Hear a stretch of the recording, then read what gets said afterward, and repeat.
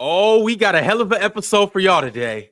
Hey, just when you thought it couldn't get no crazier, Luka Doncic to the Los Angeles Lakers and Anthony Davis to the Dallas Mavericks. And as if that wasn't enough, De'Aaron Fox and Zach LaVine in the 3-team trade get swapped around. And y'all, basically what this means is we got the episode of the century today because we got so much to talk about. We got so much to unpack, and we got so much to get into. Fellas, how y'all living today? Hey, man, the beam's still lit, so life is grand. Okay, they not tripping up in Sacramento. Chill, Swiper. Monday. Oh, just a regular Monday chill? Yep.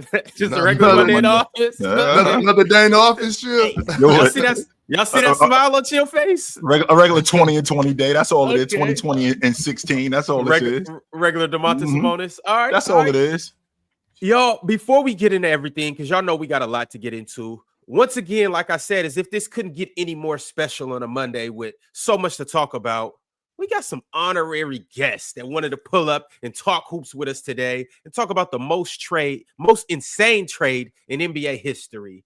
I want to shout out to, all of those people out there that get buckets. And I also want to shout out to all of those people who, after you get a bucket, you tell the defense, get it out the net. Well, I got the guys that let you guys know specifically in firsthand what to do when you get a bucket. I got my guys from Stoner Sports Network in the building, my man J.O. in the house, and my man Los live and in effect. How y'all living today?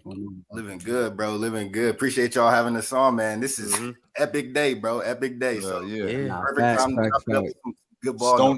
Stoner Sports. So can I say past that? Can I say that? Oh, for sure. Past for that. sure. Past that. What's up? Nah, What's good, Joe? Depending on how the episode go, I might have an ounce for you later. I might. I ain't saying that I will. I'm just saying that I might. You got the right people on the line. You got the right people on the line. All right, y'all, let's go ahead and get into it. Let's not waste no more time. You guys send through your super chats because I know you guys got questions for us and a lot to talk about. We are going to unpack everything. We want to read all of you guys' super chats and respond to everything. But let me just go ahead and set the table. As you guys know, Luka Doncic was traded from the Dallas Mavericks to the Los Angeles Lakers for Anthony Davis. And there's a couple other players in this trade, but let's just address the elephant in the room. What is the most shocking part about this trade? Chill, I'm going to start with you. The fact that it's real. How about we start there? The fact that it's actually going on. Like we always talk about dudes being untouchable. We always talk about that. We talk about guys where whenever you pick up the telephone, you call up the Celtics. Yo, how you feel about Jason Tatum? Click. You call up the Lakers. How you feel about LeBron? Nah, we ain't trying to hear that. You call up Milwaukee. How you feel about Giannis? Nope. We talk about untouchable guys all the time. This is evidence that guys aren't untouchable, but it's also evident how guys can get traded, how you got to keep quiet about this, the discipline it takes, that if this gets out, this trade never happens. That's why this thing had to stay quiet. Otherwise, this would have never happened. Because if the word would have got out that Luka was being shopped a month ago, this could have been a disaster. If the word would have got out that Anthony Davis was being shopped a month ago, this would have been a disaster. So this is something that that's the most shocking part to me, Ron. The fact that it actually happened. J.O., talk to me. Wait, hold on. Before we get into this, J.O. and Los, you guys got to let us just give us some context. Who are you guys fans of? You go first. One of y'all Knicks fan, right? I'm a diehard Knicks fan. Knicks fan. Okay. I'm from Cleveland. I'm a Cavs fan, man. Okay.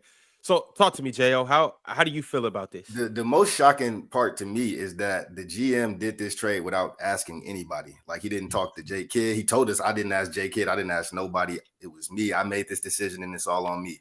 So to me, that says if it goes right, like how he wants it to, he's taking all the credit. I was the genius. I did this. I created this. Nobody else believed in this. And it was all me. So he wants the credit for this if it goes right. And if it goes wrong, it's going to all blow up in his face. I mean, it's one of the wildest trades I've ever heard of. He's 25. He's in his prime. He just took you to the finals. And the next season you trade him. So this owner, I mean, this GM must be a super fan of Anthony Davis. I don't know how you make that decision, but I guess he thinks the lineup flexibility would be better. I don't know. But the craziest part to me is that he made this decision without talking to nobody. Well, yeah, Swiper, I know you got some intel on basically just why the Mavericks decided to make this trade. You want to talk a little bit about that? Hold on, let me tell you how serious this is. Hold on. Mm-hmm. He just Because Swiper always, Swiper always got something up his sleeve when he say that. Let's tell you how serious this is. But it's 2,000 of us in here. He just said, "Hold on." He got some props. To his point when he talked about it being like tight, like the fact that he wanted to take all the credit. I mean, there's a reason why J Kidd couldn't know about this. But go ahead, Swiper. Yeah. So I went. Just for y'all, I'm not going to show y'all the deets. I went and got my credentials for this, just so we can kind of unpack this story, because I think that this is probably the biggest. This is the biggest trade that's ever been down, and it's also, I think, one of the most. The word I've been using is not nefarious, but whatever that next step is for nefarious it's what that is. Because Swiper, is this bigger than when Garnett got moved to the Celtics? Is this bigger than that? 100%. Garnett was older. He was 31 at the time of that trade. They had been in a losing situation. He won an MVP in 04, got traded that 07-08 season. The issue is, like, going into that year, the issue is with Luka, per Mark Stein, never asked for a trade. Luka, per Mark Stein, was never involved in this trade. And then, according to every report possible, so this is from Tim McMahon, who covers ESPN as well, they internally, between ownership and between Nico Harris, said, we do not believe that Luka Doncic has the commitment from his body, the commitment to outside of the arena, and the commitment on the court to change any of his antics and behavior. Just so people understand, they have brought in specialists to deal with Luka Doncic and the stuff that he does off court, from his eating habits to his lifestyle stuff, and then even with helping him on the court through processing referees, the officiating, all that stuff to handle that better. They have talked to him for years. Literally since 2018. This has been an ongoing problem, per Brian Windhorst, since Luka was in Europe. And obviously, as Ron and Ox are very aware of the European League and all that stuff, Luka's been a big deal for a long time. But these are all issues that he has faced. Now, that's the Mavericks side. The Mavericks have said, on top of that, Ox, we also don't want to give him $345 million to have an extension. And on top of that, if Luka ever pushed us to the phone book and said, he doesn't want to resign, we don't want to get stuck holding the bag. So they made all these assumptions about what could possibly happen, including his future health, given that they believe that his current injury is linked to his offseason and the fact that he doesn't take stuff serious. That's on the Mavs side. But for the Lakers, this is why this is so incompetent, I think, as y'all brought up earlier. But before you drive into the Lakers, can you just talk about the implications of Luka now getting traded, what that means for his Supermax? So Luka Doncic this year, if he signed this year, is no longer eligible for a 5-year $345. He's only eligible basically for a 2-year $220 or 4-year $229 right now because of the trade. Oh, obviously it's over $100 million difference. But the other side of this, $116 million to be exact. Yeah. So them trading Luka makes him ineligible as of right now to get that. So not only did they trade Luka overnight, but Luka lost $100 million overnight this summer. Now you can't lose something you never had. He had it was never in your pocket. You can't lose it. It was never in your pocket. Say, Ox, but like, well, Ox, circumstantially, there's no such thing as a 25-year-old with 5 first-team All-NBAs not getting the Supermax. So but look, so Swipe. The thing about it is, I can't give you $350 if you can't guard your shadow.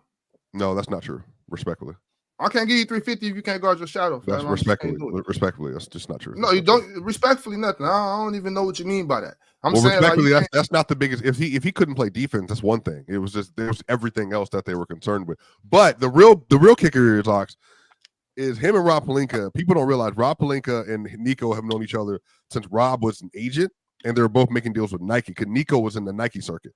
And so 20 years ago, they met, and they've been friends, really good friends, like Chill and Me level friends ever since that point. And so what happened is literally like on a Friday night when the Lakers and the Mavericks were playing, they went and got a coffee, and they basically proposed between each other, you wouldn't consider doing this deal, would you? And so Rob, I'm not saying he was a snake. He was doing what he's supposed to do, Chill. But Rob basically said, him and him, don't let nobody else know about any of this. Don't tell nobody. We're not going to utter a word to no other franchise. And this is how bad it was, y'all. Other teams were calling and they're asking the Mavericks, because the Mavericks were asking for another center. The Mavericks were letting people know they were trading. They let no other team know they were looking for trade offers for Luka Doncic, while also trying to build up the roster around him. We can't do it, Swipe, but that can't get out. It can't. But chill. That's where not this get is, out. That's where this is a big mess, though. It's like, how in the world can you trade a 25-year-old superstar who is one of the 3 or 4 best players in the world, and you don't tell anybody out that to even recoup assets? That's the biggest issue. If that's what Mavs fans are pissed about. Like, if you would have traded him like they did for Rudy Gobert or Donovan Mitchell and got 7 first-round picks. Yeah, but they didn't. Those dudes didn't, in those trades. They didn't get Anthony Davis back. They just got the best defender in the world. Like y'all act like they just traded. They just got rid of Luka Doncic. They traded Luka Doncic. They traded Luka Doncic for. They traded Luka Doncic for Anthony Davis. A worse asset. You didn't. Okay, Swiper, I heard you. You didn't just get nothing. It's not the same thing as a Rudy Gobert trade. You would have got a bunch of picks if you weren't getting Anthony Davis. So Ron, the shocking part about this is that everybody's upset and making a big deal about it. That's the shocking part. The shocking part is that everybody's, oh my God, I can't believe they traded Luka Doncic. Everybody's losing their mind because a basketball trade happened. That's the shocking part. The shocking part is that Anthony Davis is getting disrespected by the fans. You know what I'm saying? And the other shocking, they treat AD like he's not Whiteside. They treat AD like most people are shocked now and upset now because now they have to realize, they have to come to terms with the fact that we're just spectators. We got to come to terms with the facts that we're not as important as we think we are. We got to come to terms with those facts. You got fans on the Mavericks out here talking about, oh, there was a Dirk Nowitzki statue right there. It's supposed to be a Luka Doncic statue right there. Just because Luka ain't say nothing to y'all, it's most kids' dream when they're hoopers. Most hoopers grow up, and I'll probably say about 80% of them. 80% of young hoopers one day like, man, I want to play for the Lakers. You know what I'm saying? Like, it's just 80%. A lot of us don't, but a lot of us do. You know what I'm saying? So this really ain't no big deal. Like the Mavericks got better. That's what the Mavericks did. The Mavericks just went and got better. At least they didn't get worse. They didn't get worse. No. They did not get worse. They did not get worse. They got better. That's what I'm saying. Hold that thought right quick. At minimum, got the best defender in the world, Ron. I want to go around. Hold that thought, big guys. I want to go around the room.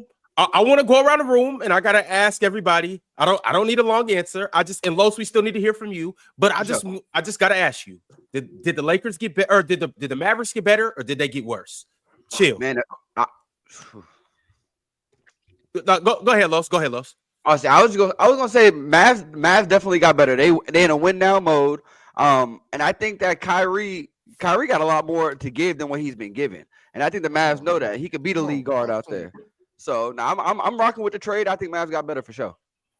All right, Jo, did the Mavs get better? I don't think they got better, and I don't see, like, when you say better, that means you have to go to the finals. You have to go. They went to the finals last year with Luka. You got to go back to the finals and win. If you win now, like the GM said, we win now. You got to go win now. Then, so to get better, y'all got to do better than y'all did last year. Well, not necessarily. And I get what you're saying, but I'm saying, like, you trade they still could get better and still lose because OKC's better than they were last year. For instance, that's just an example. But if I just make this trade, and this trade is win now, that means in their mindset they got better. So now this should put you over the top. If this is what you wanted, the move you wanted to make, y'all went out and suck. Y'all went and tried to get Anthony Davis. Like, Anthony Davis was the guy y'all wanted. Y'all got him. So now y'all got to win. So you don't believe that this pushes them over the top? No. I think this is a 3-year window that we in right now. With AD? Yeah, I think this is a 3-year window. Absolutely. And here's why. 3 healthy 8 years, you got to now I think that health logic, I think that's over. Because Luka that hurt. stuff happened. Luka hurt. I think Luka and not only is that narrative kind of old. I mean, Anthony Davis has played the majority of this season. Last year, he was in the top 10 in the league in minutes. He never had that soft tag. 76 games last year. He never had that soft tag until he got here to the Lakers. He was playing regularly. I think 5 of the 6 years that he played in New Orleans, he averaged almost 70 games. Did not have that soft tag. Now he's back to playing heavy minutes. They're looking at this. It's a 3-year window. I'm not paying Luka $345 million because a lot of y'all, what y'all looking at, J.O., you in particular, you looking at right now. Let's make sure we clear on what this. Let's make sure we clear on what this is, J.O. So just so you know, Luka got 2 more years left on his current deal, which means that if he signs that extension, that don't happen to the 26-27 season. The problems that we got with Luka right now, these problems going to get amplified. What does Luka look like at 31, 32 years old, $70 million on the books? And we already got these problems with him right now. That's what this dude is. That's what Nico Harrison is looking at. He ain't looking at today. He's not looking at next year. He's looking 5 years down the line. What is this going to look like? He said 3 to 4 years, and 10 years from now, they're not. Anthony Davis, 5 years from now, is going to be 36 years old. So he's not even looking that far. And that's my point. I think that it's 3 years. I'm talking about Luka. I think he is looking at Luka 5 years from now and what this contract is going to look like. That's why he looked at this team like this is probably all we're going to get.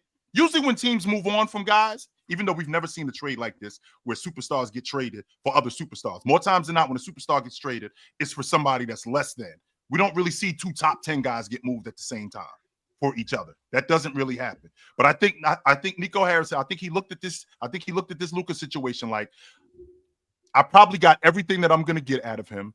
5 years from now, what is Luka going to look like with $70 million on the books? So why is Pelinka willing to take that on? Why is Pelinka? And I'm glad you brought that up. The reason why Pelinka is willing to take that on, because Pelinka is the dude who I can fix this chick. It's LA. I know what you looking at. I can fix this chick.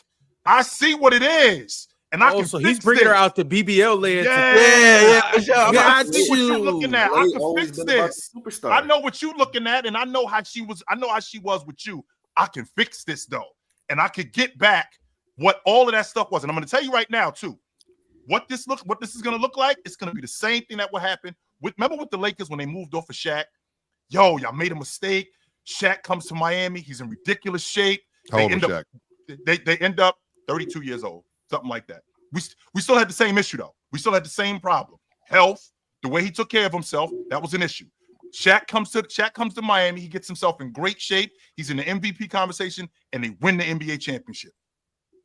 So for the panel, can y'all tell me what happened the year after they won the championship? Chicago mopped them out the playoffs in 4 games. You talking about the Heat? Okay, yeah. Chicago mopped them out the playoffs in 4 games. This is gonna look good early. Now, Rob Pelinka, he got some work. He got some work to do because he got to fix this dude. Yep. He's got to fix this. Dude because this is a reoccurring problem. Is Rob expecting LeBron to fix him? If you win the championship, I win the championship 06. We don't win it in 07. We did this thing in the championship. We're not gonna keep repeating and three-peating and all that. We got the ring. That's what we're here for. So that's it. Like, I mean, that's not it. We want to keep being competitive, but shit, we got a ring though. 06. So that's it then. Miami is a success story. Okay, Miami being a success story. So with that being said, so if Luka in Los Angeles. And because I think LeBron James, I think this is a year and a half window because I think he's gone in the next 2 years. I think he's out. So within the next 2 years, if they win the NBA championship, we good? Yes. Who's out? I think James within the next 2 years, I think James is gone. You retired or he gonna want out of LA? No, I think he's retiring. I don't think he's playing for anybody else. So if they win it within the next 2 years, so mission accomplished. Yeah. And then after that. And they'll still have Luka on the team. I mean, I'm assuming that Luka will still be there. But if they win this year or next year, this was a successful trade for the Lakers. Hell yeah, this what it's about. It's about the rings. The Lakers are the best franchise in basketball history for a reason because they're going to get that ring. That's what they're doing it for. And if Dallas wins it within the next 2 to 3 years, like that's what the window is. So it's a success for them too. Yeah. Oh yeah. Okay. So that's what it's about. They're trying to get a ring. Yeah, I think the expectation is Bron is supposed to be like the mentor for Luka and get him on the right track. Is that what Pelinka is expecting? I don't think so. I mean, I don't think Luka listening to nobody. I think, and that's why I'm happy the Mavs are one of them franchises that's not going to be held hostage by these like the Pelicans. Yeah, you know what I'm saying? Like, because that was dumb. I said that before they even gave him the money. Why would you give Zion all that damn money? I mean, no damn. Now Luka done played some basketball, and Luka took his team to the Western Conference Finals, the finals, all that. So it's a different story than Zion. Zion shouldn't. I wouldn't have gave Zion that money. Luka Doncic is a little different. He's proven that he can rock. But still, it's like if it's not a good fit, it's just not a good fit, no matter how good you are. So I hate the fact that people think franchises have to let these superstar players hold them hostage. You know what I'm saying? That's terrible business. Swiper, I think you stuck on the fact that he's 25 years old and how good he is right now. I think you stuck on that, which I don't have a problem with that because, again, we do have a top 5 player in the league right now. We got a top 5 player in the world. We got a guy that's a fantastic talent. I think Nico is looking at this years from now going, they still got one, Chill. They still got Anthony Davis. He's taking a they gamble. do. Is he 100%. And that's what they pay him the big bucks for, Jay. That's what they That's did. As a GM, it's your job to see the way future. he did it. What is this going to look like? Facts. 5 years from now? Though, he's sticking his neck all the way on the line. Like he's putting his neck all the way on the line behind this trade. And if Luka does not do what he thinks he's going to do, if Luka gets better with his health, it's going to look bad. If Luka gets with LeBron and he gets right. So how are we going to know about this then? So if that's the case, then how are we going to know? Like, when can we judge this? Because over the next 2 years, if this works, we're so far off of like, in the point of what took place. Swiper want the patience to run the assignment. And I'm first off, I never use that language about athletes, so it's never gonna happen for me. I think this whole idea with Anthony Davis, I think he's also a very good player. Like I also think that Dallas is going to benefit from this. I think they are going to have the best. I think they're going to have an even better defensive front court than the Thunder with Hart and Chet, like with AD and Lively, if Lively should come back in the regular season. Mm-hmm. But that's not what this is about at all. Like what this is actually, the issue is they traded a 25-year-old, like not even in his prime, superstar in a 1-for-1 swap where they got back Max Christie and Anthony Davis, both of whom they got a first-round pick.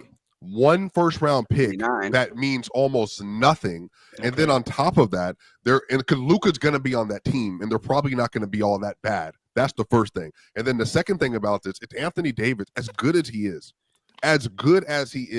still 31 and currently a lesser version of a player than Luka Doncic is. So this, again, the reason why this is such a big deal is like if they would have opened up this actual conversation, Nico, for the rest of the league to get true asset evaluation from Luka Doncic, they would have walked out of here a different team with assets to build into the future, similar to what the Thunder have. Maybe not like as many picks, obviously, but in terms of the war chest they could have got, they could have called the Houston Rockets, and I guarantee you, Amen Thompson would have been on the table 110%. They could have called the Amen Thompson over everything else for him. That's what I'm saying. Like you don't get lost in just the narrow vision. This is not about like. This is the issue. This is not about just getting one player.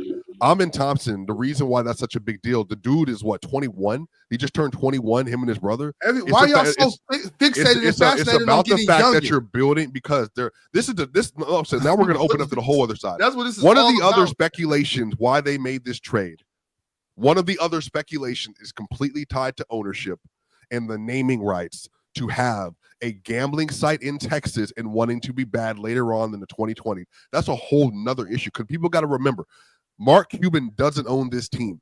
The owners that are currently in place have land right agendas that they are trying to build into Texas. And so some of this is people are speculating, well, the reason you don't want any assets to build into the future because you don't actually want to be good in the future in the first place.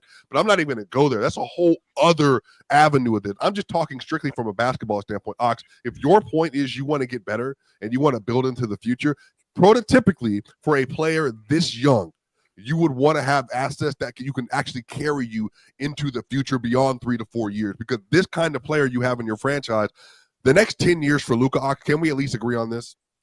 He would have been arguably first-team All-NBA in every one of those years, at least a first-team All-NBA. Sure? Because I'm not going to be first-team All-NBA this year. So no, I'm not talking about first-team All-NBA. We're assuming health. I'm not talking about All-NBAs. I'm talking about they can win in the next 2 seasons. I don't care about 10 years down the road. They can if they can win in this season, next season, or the season after that. I don't care about 10 years from now. They still once Anthony Davis is gone, they still got Derek. They still got Derek Lively. You know what I'm saying? I don't see why y'all act like Anthony Davis. Would you? I don't know. Who do you see Anthony Davis as? I've continually said I think Anthony Davis is a top 8 player, but he also has one of the low among all the people that you would compare him to. He also has one of the lower offensive ceiling, especially in the fourth quarter, and as a bucket getter when Luka thrives and other players thrive. AD is like Kyrie Irving. So, yeah, but Kyrie also he had two bad horrific series in the playoffs last year, respectfully, 2 of them, and he was fully healthy. Is there any trade that would have looked good from the aspect of you traded 25-year-old Luka? Is there anybody that you would have wanted to see come in rather than Anthony Davis that you would have feel you got better? Yeah, I mean, it's more about the Bucks laughed at him. So that's what I'm saying. The Bucks, as they should have. You think you're getting Giannis for Luka? What ended up happening with Nico? The reason why he was hush about this because this is exactly who he wanted. If it wasn't who he wanted, then he would have opened up trades. This was exactly who he wanted. And this is how he wanted to make this thing happen. Otherwise, he would have put the word out a month ago. Yo, Luka's available. That's why he kept this quiet. Because he wanted Anthony Davis, this 3-year window. Because don't forget, Irv come off the books after this year. So we got to re-up Irv. So Irv is not like a guy who's on the books for 3 or 4 more years. No, we got to re-up him too. And on top of that, Anthony Davis gets to move to the 4, $174 million, which is half of the 354 that I had to pay Luka. So I'm getting 3 years. I got a 3-year window with both Irv, Anthony Davis, a young Derek Lively, and I'm building around this. I got a 3-year window. Don't forget about Gafford. Well, Gafford is a stopgap because Lively's going to be the guy. Well, Kyrie Irving has a player option this summer, by the way. Yes, that's what I'm saying. He comes off the books after this year. I think he's gonna exercise it. I think he's looking to get an extension. He's been for all intents and purposes, he's been the model citizen, and he's been really good for them. So he's definitely looking for an extension. But the point I'm making is within this 3-year window, you got a big guy in Lively who's going to start at the 5. Anthony Davis has been begging to move to the 4. He gets to move back to the 4. $174 million over the next 3 years. That's half of what I was paying Luka. I'm building my front line. I got Gafford as a stopgap until Lively becomes what benefit do you think the Mavs actually had? This is my question I've been trying to get in on, and I would love for Oxley or everyone else to answer here. Why does it benefit the Mavericks to simply only negotiate with Anthony Davis as opposed to opening a conversation up for Luka Doncic, which the rest of the league? Because, by the way, there were executives that have responded to Windhorst and others that said, if we would have known that Luka was on the table, we would have emptied our coffins for him. 100%. Swiper, because they got what they wanted. Swiper, because I don't think they wanted to shop him around, because I think they had a couple players that they were like, if we trade Luka Doncic, these are the select players that we want. We don't want Amin Thompson and Cam Whitmore and 4 first-round picks, and we're not rebuilding. We're trying to win. So I think that's why they didn't go and ask the Brooklyn Nets, let me get 6 of your best players and 20 first-round picks, because they wanted Anthony Davis or Giannis. You know what I'm saying? And they got Anthony Davis. I think that's why. My thing is, we spoke about this multiple times on the panel. When I go to work and I get my check and I get what I work for, and I know what I came here for, I know what I wanted. I'm not looking at that next man's bank account like, oh, I want that. Oh, I want that. No. You if you know what you want, go get that. Buy the car that you want, and stop going around all these damn dealerships test driving shit. You know what you want, get that. Can I ask you a question? Do you think Anthony Davis is better than Luka? Yes, that's not the point. No, I just want to know. I just want to ask him. Yes, I do. Okay, cool. I think that to answer your question, Swipe, and I know we got to move on, Ron. To answer your question, when you know exactly what you want, when you bring in other teams, I'm sure that the Dallas Mavericks did their homework. I'm sure that they looked at the landscape of the league. I'm sure that they didn't just call up the Lakers and go, They only called up the Lakers. Yes, that's confirmed. Here's the difference. The reason why they only called up the Lakers, because they did their homework throughout the rest of the league. This is the guy we want.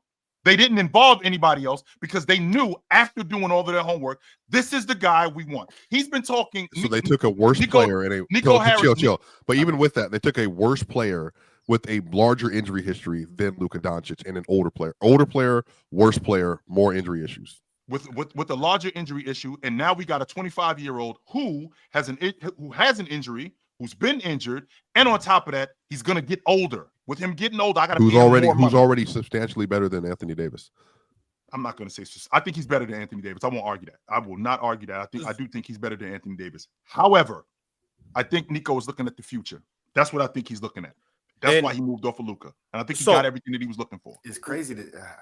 we gonna get into the next level of this trade because I gotta ask you guys. Share your screen. I gotta ask you guys who you actually think will benefit the most out of this trade. Not who won it, not who's the better player, but who you guys actually think is gonna come out with the upper hand. But I want to tell everybody in here, we got almost 4,000 people in here. Make sure you like the video. Make sure you subscribe to Player's Choice. This show is brought to you by the good guys over at PrizePicks. Yo, and we got a lot more to unpack with this trade because, well, there's a whole nother layer to the whole thing. Also, there was another 3-team trade this weekend. De'Aaron Fox, Zach LaVine. We got to get into that too. You guys have sent through 1 million super chats, so we're going to get into those. The fans have spoken. I'm going to start with the biggest super chat in the room from my man, Macho Man 124. He said, hey, y'all, I just wanted to say, what the fuck? Dallas let go of a generational talent for Anthony Davis. Kings is the sorriest franchise in sports history. Damn. And the Lakers get their future franchise player. Yep. They've managed to swindle the NBA for now, Chill, as you're very aware of, 6 decades. They got Will Chamberlain in trade, Kareem Abdul-Jabbar in a trade. They got Kobe Bryant in a draft day trade, and they got Luka Doncic in the trade. And I'm not even including Paul Gasol and Anthony Davis and the others. Shaquille O'Neal is a free agent. LeBron James is a free agent. They have not drafted an all-timer since Magic Johnson. And yet, every decade, they've had one of the best players in the league, one of the 10 best players in the league. I mean, they did draft James Worthy, but I get your point. Yeah, I do. I apologize. I do get your point. However, with what you just said, if you think about the franchises in the league, who has had the fortune that the Lakers have had over the last 7 years to get James, Anthony Davis, and now Luka? That's 3 top 5 players. With some of the worst management in the sport. That's 3 top 5 players in the last 7 years. How do you say that they have the worst management in the sport? And you just said for 60 years they've managed to have a generational talent, right? From Elgin Baylor, Jerry West, Will Chamberlain, Kareem Abdul-Jabbar, Magic Johnson, Shaquille O'Neal, Kobe Bryant, LeBron James, now Luka Doncic. You're gonna keep calling them the worst management, and I think that's just obviously a lie, right? Sure. Swipe it. Hold on. Hold that thought right quick. I mean, they got we can go on this track run again if you they got like. 17 rings. This is the best franchise in sports. Swiper. Post Dr. Bus. Yes, we can get into that. Go Swiper ahead. Ox. We're gonna get into that in a second. Swiper always capping, right? I be tired of this shit. But before we get you don't know what you're talking anything, about again, Ox. Go ahead. Oh Get my prospect. Before we get into anything, we're going to talk about PrizePicks, where you can run your game, control your game, and win your game, and you can get back $50 instantly when you play just $5. Yes, only on PrizePicks can you get $50 when you play $5. Only, though, when you use promo code PANEL. Yes, this is a very special deal. Now, I know Luka just got traded for AD, and some of y'all think that was the worst trade in history. Well, to cheer you guys up who don't like it, all the Dallas fans that lost Luka, why not just get $50 back instantly on PrizePicks by now? Well, rocking with AD. And if you in LA, I know you want to take Luka's more, so we're going to show you guys exactly how to do this. But before I show you guys how to do this specifically, let me just tell you how to get involved. All you got to do is download the PrizePicks app. Then you choose your favorite players in the favorite sport that you like. Yes, it's not just basketball. They got baseball, they got football, they got soccer, etc., etc., etc. Well, you download the app, you choose your favorite sport, you choose your favorite players, and then you choose the projections. And, well, if you like Nikola Jokic to go more than 10 rebounds, then you choose more. If you like Karl-Anthony Towns to go less than 10 rebounds, then you choose less. And it's as simple as that. And you cash out and you have a good week. But we're going to show you guys exactly how to do it right here, right now, on the PrizePick app. Fellas, let's go ahead and get through this. Chill, it's on you first. Who you rocking with for today? Who's playing? What kind of action do we have tonight? I got you right here. It's a lot of games today, Chill. Yeah, let me see what we got tonight. Charlotte, Washington, I'm good. The Knicks, Houston, Memphis. Let's see. Let me take a look at that Knicks Houston game, Ox. I want to see what Amin Thompson. I want to see what he looked like. I want to see what the action is on Amin Thompson, because this should be good on him. Hello, Amin right here. Amin, what do we have on Amin Thompson? I got 30, PRA 30. I like that. 26.5 points and rebounds. Sure, he I'm gonna gonna have take 13 that's what rebounds. but what's the demon on that PRA for a man? 34 and a half. 34 and a half? Or 39 and a half. I'm not going to go 39. I am going to go more on the Men Thompson on that PRA. I think he gives me more than 30 points, rebounds, and assists combined. Yep. Okay. Mm-hmm. How you rocking, Ox? You know where I'm at. Hey, and that's damn near a gimme. No De'Aaron tonight. We'll take the demon. 49 and a half. Hey, Big Ox. What's up? I'm glad you chose Jokic's little brother. Now choose DeMontis' big brother and do the same PRA. They playing against the Pelicans tonight? Oh, yeah. Nikola Jokic about to go ballistic. You want the 59 and a half? Damn. Woo! Shit, man, just give me that 51 and a half. Because he might not play the fourth quarter, y'all. No doubt. Oh, Marz not here. Yeah, we're just going to leave it like this. This is how we rocking. All right. As y'all can see, we got a Men Thompson going more than 30 PRA. We got Dominant Sabonis, 49 and a half. As y'all can see, it's a demon pick. Y'all see the demon next to the 49 and a half. We going more on that. And then we got Nikola Jokic, 51 and a half PRA. Nikola Kolic, we need this, man. Go ahead and send that through, Ox. And this is how we rocking. What you call him, Ron? I like that. Nikola Kolic. Yeah, I like that. All right. All right, fellas. It's time to really just get down to the bottom of it. Who's going to benefit the most from this trade? Los, I want to start with you, man. Who, at the end of the day, 10 years from now, who are we going to look back and say won this trade? 100%, in my opinion, we're going to say the Lakers won this trade. And the reason I'm going to say the Lakers won this trade, bro, is because LeBron, like someone said earlier, he only got 2 years. He's probably going to be out, right? AD don't have that same star appeal. He's a great player and superstar. Yeah, I'll give it to AD. He's that. But box office, you got to have box office in LA. That's just part of the game. And the league is better when the Lakers are good. The league is better when the Knicks are good. When these storied franchises are at the top of the top, when they got these jaw-dropping talents on their team, they're better. And so the Lakers having Luka Doncic for the next 5 years, 10 years, whatever it may be, that's good for the brand. That's good for the team. And we talking about down the line. So I'm saying Lakers. Mavericks now, in my opinion, but down the line, I'm going Lakers. You gotta have that star in LA. All right, J.O., talk to me. Who you got? I agree with Los. You got to go with the Lakers. You're getting Luka Doncic at age 25. Like, as long as he doesn't fall off a cliff health-wise, like, the Lakers are going to have him for the foreseeable future. And like Los said, you need those superstars in L.A. That's what they built their team off of. Kobe, Shaq, LeBron. They had AD. Now they got Luka. So now Luka is worth to your franchise way more than Anthony Davis is worth just monetarily. So now you have that superstar that takes you into the future. I think the next 10 years, you got a first-team All-NBA guy. You got somebody who you could believe in and who could take you past these LeBron years. I think we've all been wondering, what are they going to do once LeBron leaves? And now we know they got Luka and they can build around Luka. So I think they clearly won the trade for the future. Big Ox, talk to me. 10 years from now, how's it going to look? Yeah, I mean, I think, like I said, I think the Mavericks got better. But, I mean, I would have to say the Lakers won the trade. Just like Fam said, monetarily, they're gonna. How many jerseys are already getting ready to be bought right now? The franchise are going up. They keep a superstar, and and on top of that, the Lakers aren't done. The Lakers can't be done.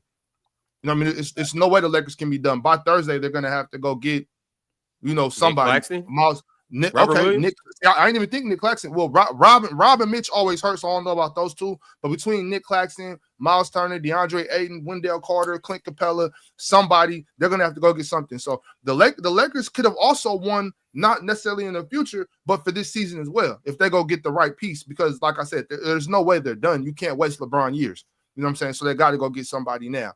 But as far as the future goes, the Lakers did their thing. They're gonna. I mean, I don't know how much the franchise is worth already, but I could see that still going up. They got Luka Doncic, a lot of jersey sales, a lot of ticket sales. That was a good move. That's why the Lakers are the best franchise in sports.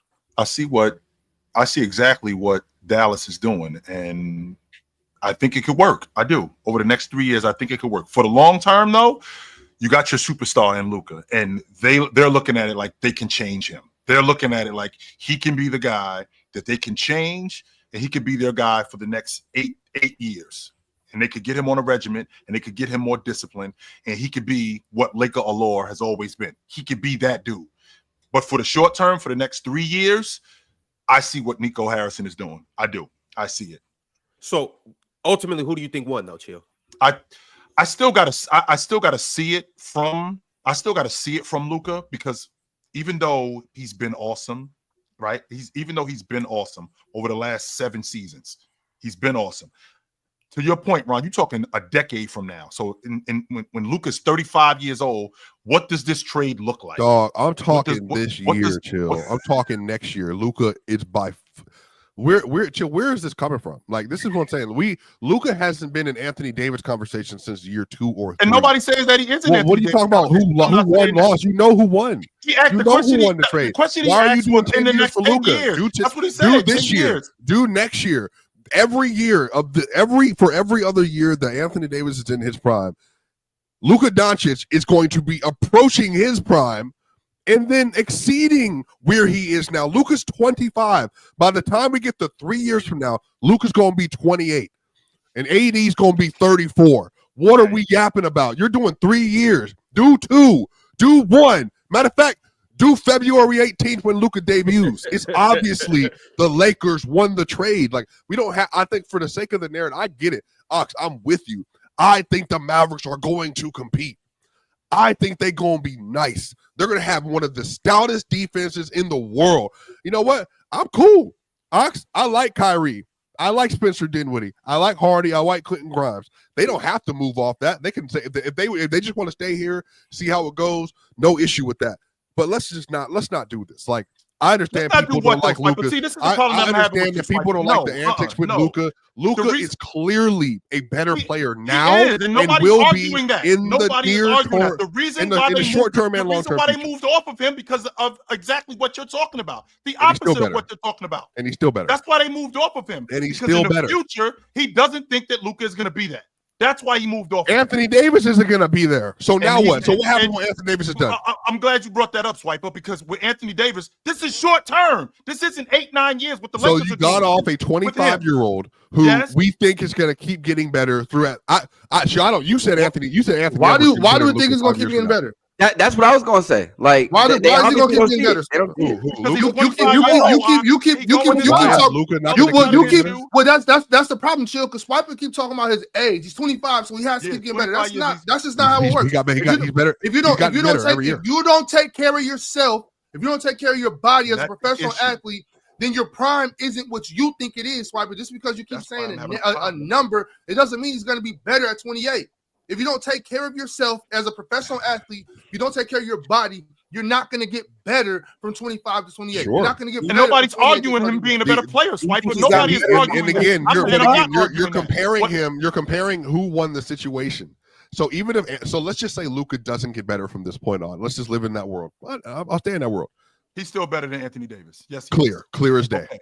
Not even a question. And more consistent than Anthony Davis. And more consistent than AD. That part I Chill. You get on AD all the time for his waxing and waning on his motor, even on the defensive end, waxing and waning constantly. So this is what I'm saying. I think they will compete, but I think the frame the question of who won the trade is very clearly in NBA history. If you get the best player, you win the trade. By and large, and Luka is a generational talent, generational player.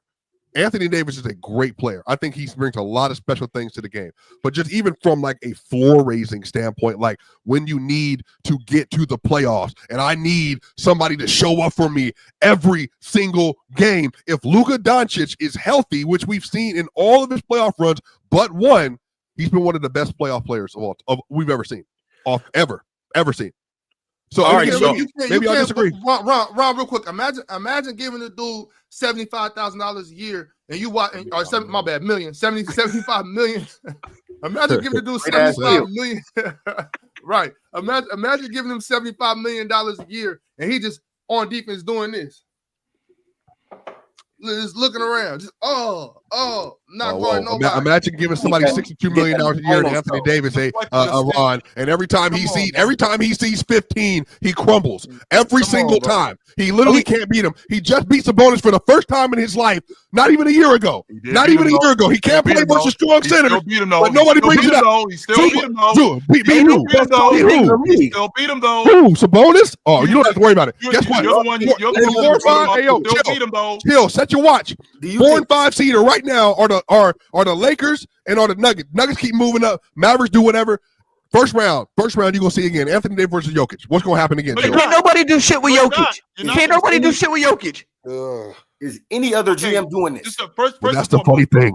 First and foremost, Anthony Davis is not on the Lakers anymore. So no, I brought him Mavericks. I brought the Mavericks. But there's a reason why he made this. And to your point, is any other GM doing this?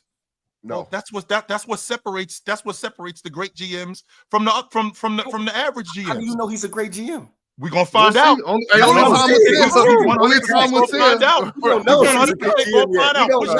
Push your chips to the front of the table. Let's find out if you're really about that.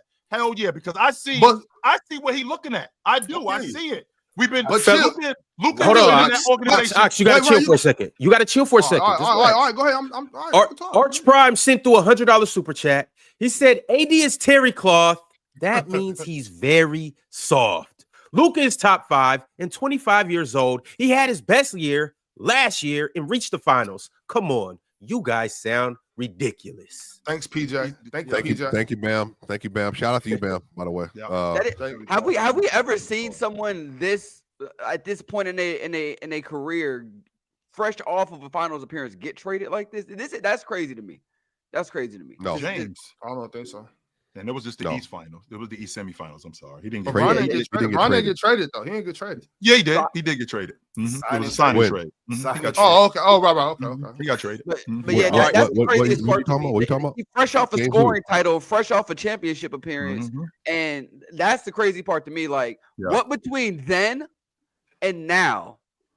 Like, something, I know his condition has been off. We've always said that about Luka. But that shit don't stop that 33, 12, and 15 he be putting. You don't make a decision like this. You don't make a decision like this unless you've been around it for a long time and you see what it is. Okay. They see what it is with Luka. They see what was going on with him, and they're looking toward the future. Is this going to get better? Was it that How much bad, better bro? is this going to get? Was it that bad? It clearly was because they moved off of him. You think it was clearly? The finals? You think in the finals it was so bad? It wasn't. I don't think it was a culmination of a lot of things. I don't think it was the finals performance. Chill. We gonna get into it because that's the next thing I want to talk about is what actually happened in Dallas to make them want to come off Luka. Before we get into that, though. Me and Swiper have a nice bedtime story we want to tell you guys about. A beautiful app named GameTime where if you get on it like that, you can end up in the best seats in the house of whatever stadium arena that you are in, whatever city. But let's talk about the NFL playoff games for a second. Y'all know we got the Super Bowl coming up in. Y'all know what type of atmosphere and environment that is. That's something you don't want to miss out on, right?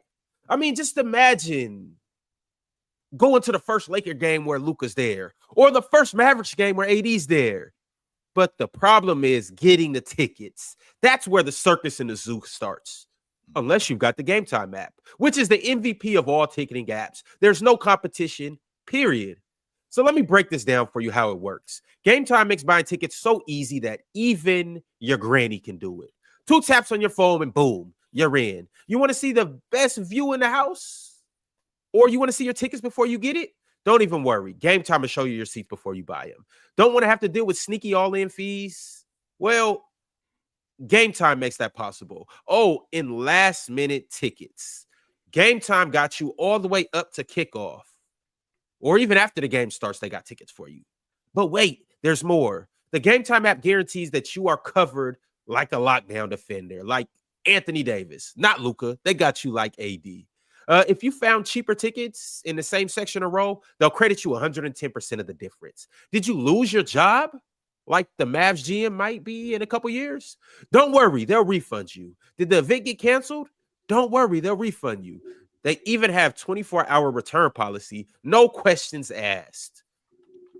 So what the heck are you waiting for? Download the GameTime app, create an account, and use code CLNS. Let me spell it out for you. CLNS for $20 off your first purchase. Terms apply, but obviously, come on, it's $20 off. That's a first down, guaranteed. So download the GameTime app, last minute tickets, lowest prices guaranteed. Now go make some memories.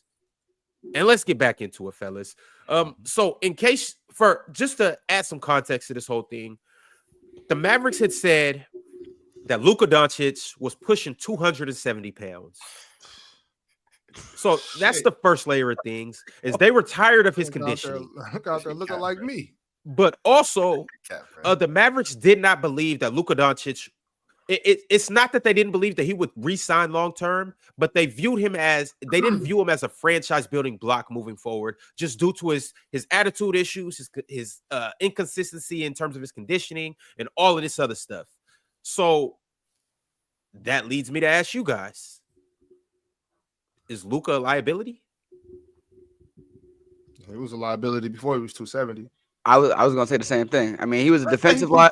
Let's say 250. All right. Let's say 250. How about 250? Is that cool? Because like 270, that's wow as hell. If that's what it is, that's what it is. If that's what for as much as he had a ball, for as much as he had a rock in his hand, 270 is crazy. That sounds wow as hell. It does. So let's just well, see, but hold on, see, but a lot of people like they're saying, oh, he didn't look 270. When you're 6'7", 6'8", you can't tell how much somebody weighs. You gonna carry weight different. Yeah, when you that big, that tall, you could be 270 and not look it. It's hard to gauge how tall somebody, how much somebody weighs when they're that tall. You know what I'm saying? But if he is in fact 270, that's ridiculous, bro. That's ridiculous. His size, he should be what 235. You know what I'm saying? Like 240 at the 245. most. The way he played at 245 is cool. Yeah, I could live with that. 270 is crazy in the middle of the season. 40 pounds. I don't understand that. How much? I don't know. 230. There's no 40 pounds. It's crazy. No way. It is. I mean, it's a long summer. Even if you make the finals, it's a long time. He wasn't. I mean, but that's what I'm saying though. So you can work. I mean, we all know, like we all know that if you work out and don't eat properly and you out and you're drinking a lot of beer, it don't matter. You're not going to lose weight. Your body don't really change until you start changing your eating habits and whatnot. That Mike Finley, when he took that beer out of Luka's hand. Yeah, working out and playing NBA games is not the same. Like a regular workout versus like playing NBA games, not the same. If you playing NBA games, you're not putting on 40 pounds while playing. I don't care what. But that's what I'm saying though. In between when that was done from the Olympics to opening day, that's a lot of time in between right there. And then remember he got hurt. He got hurt early in the season. Remember he missed that a bunch of games early. Yep. So in that time, if you're not in the pool, you're not swimming, you just eating whatever you want, eating sweets, drinking beer. Man, that weight comes on quick. You know what I mean? So and everybody's body is different. Like some people at 25 still got a really fast metabolism. Maybe he don't. You spot on with that though, because it's like he eating whatever he wants. He not working out, not playing any games right now. He didn't practice before anyway, from what I was hearing. So I mean, what can we expect? Y'all all know if you try to do a severe weight cut in a short amount of time, you one Twinkie away from blowing right back up. And so, not healthy neither. On top of that. And so that's just how it goes, bro. That's just Swiper, can you? Yeah, right. That's right, Chill. It's also not healthy to do that. To be your weight fluctuating that fast up and down. So I don't know, man. If he is 270, bro, that's nuts, man. I don't know, man. That's crazy. Swiper, can we agree that one of the main reasons why this trade happened is because this has been an ongoing problem, not over this season.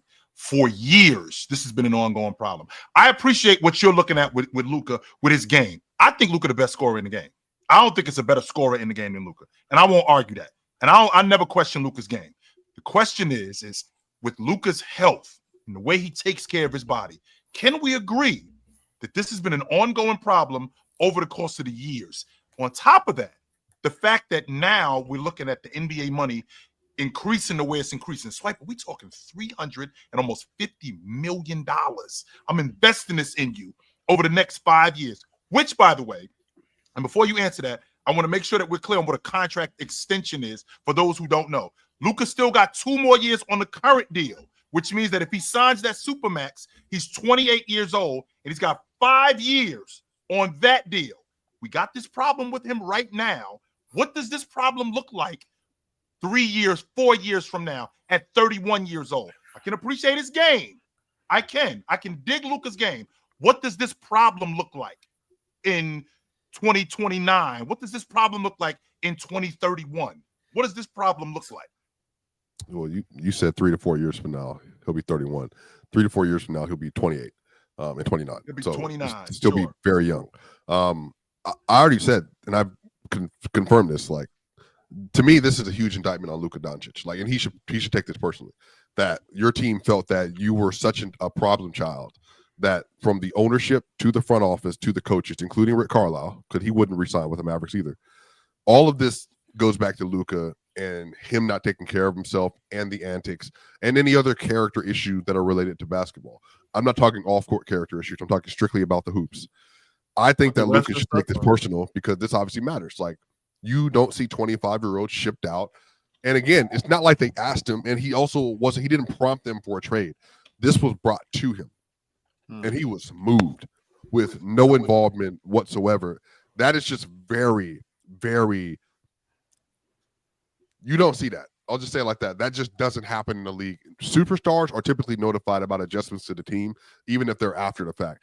In this instance, Luka, all the stuff that I had already told y'all months ago, that there are real concerns about him off the court with how he treats his body, and then also because of the refereeing and the complaining. That wasn't just fans that were noticing that. The very top of the Mavericks was noticing it, and people were trying to help him with that for a number of years. So, of course, like, that's an indictment. But again, my whole thing is, even if you're going to trade him, you could trade him with the full extension signed, and then you could make it. The thing is with Luka is so good that even if y'all feel like he wasn't getting better, so Luka is averaging 2 years from now or next year, because he has a player option 2 years from now. So he has another year and then a player option. If Luka was averaging 28, 8, and 8 again and was a top 3 player in the league again, you could get the same amount of assets and players back you could get for him right now. So the whole idea is that they could have done better asset management for the sake of the organization, not getting off of Luka. But if you're going to get off of Luka at 25, you should just manage the fact that you can get more back for him. I just think it's very short-sighted to just take right. I see that. I understand where you're coming from with that, Swipe. I honestly do. I just think you got to remember to your point, not this last season when they went to the finals, but the season before that, this 23. Y'all got to remember, Luka got out of shape in the end of February. In the middle of the season. So I know what you said, bro. Like you said, you can't really get out of shape playing NBA games. Luka proved that you can. How do you get out of shape in February? You know what I'm saying? So this is an issue. Also, Swipe, I wanted to bring up something real quick. Because you brought up Nikola Jokic, as you do in every NBA conversation. The thing about that is, all right, Swipe, chill, Swipe, chill. I'm just talking shit. Just chill. With the Timberwolves, how they were able to do it last year with Naz Reid, Cat, and the big fella Rudy Gobert. Now you look at what the Mavs are trying to put together. Could it be that the Mavs are trying to figure out a way to beat them by going getting Anthony Davis with Derek Lively and Daniel Gafford having a 3-headed monster down there, and PJ too. PJ gonna be in the mix. Okay, yeah, PJ. I think everybody in the West. I know people may not love that, but everyone in the West that's a team are building their team for Jokic in particular. The Chet, Isaiah Hartenstein had that in mind. Davis and Gafford and Lively have that in mind. Rudy, Cat, Randall have that in mind. I mean, there's multiple teams. Like the Lakers even had that in mind. They just couldn't execute on it. So, yeah, everybody is aware of that. And so this is 100% a part of that strategy. It's just put enough pressure on Jamal and then deal with having multiple bigs and roamers around Joker and then just hope for the best. Yeah, 100%. All right, y'all. I got a gang of super chats, and I want to go ahead and give you guys your money's worth. So let's go ahead and start from the top. Let's make it happen. Realist 123 sent through a $25 super chat. He said, Laker Nation, We back, baby. I'm sad about AD leaving, so got mixed emotions, but Luka and LeBron duo is going to be scary. Don't listen to the old fart Barkley saying Bron still can't play off ball. Now trade Rui and get a big. Lakers in 6. Fellas, I got to ask because we haven't talked about this yet. Luka and LeBron on the same floor today. Now, Los, I know you're a diehard Knicks fan, and I seen the video that you guys posted on, what's your account? Thunder Sports Network. Where can we find y'all at? TikTok, Instagram, Facebook, YouTube, you name it, we got it. Y'all go follow up right now. But I seen the video that y'all just posted on Bron going ballistic in the Garden this weekend. Yep. Now, how does that look with Luka next to him? Man, I don't know because Luka, and I was thinking about this morning.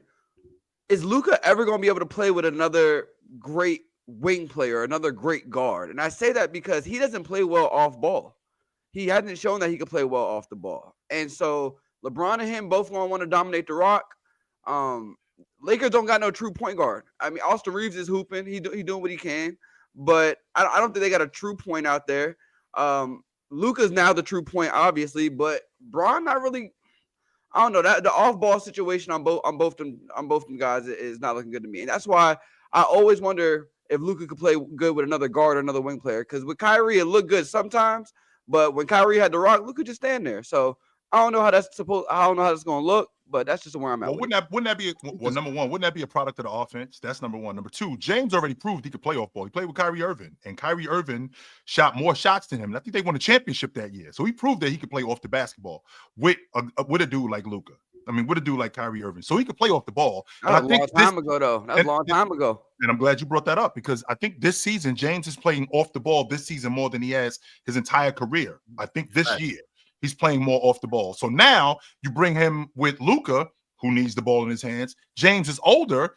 James has always shown me that if you can rock, he will get you involved. He will get off the field.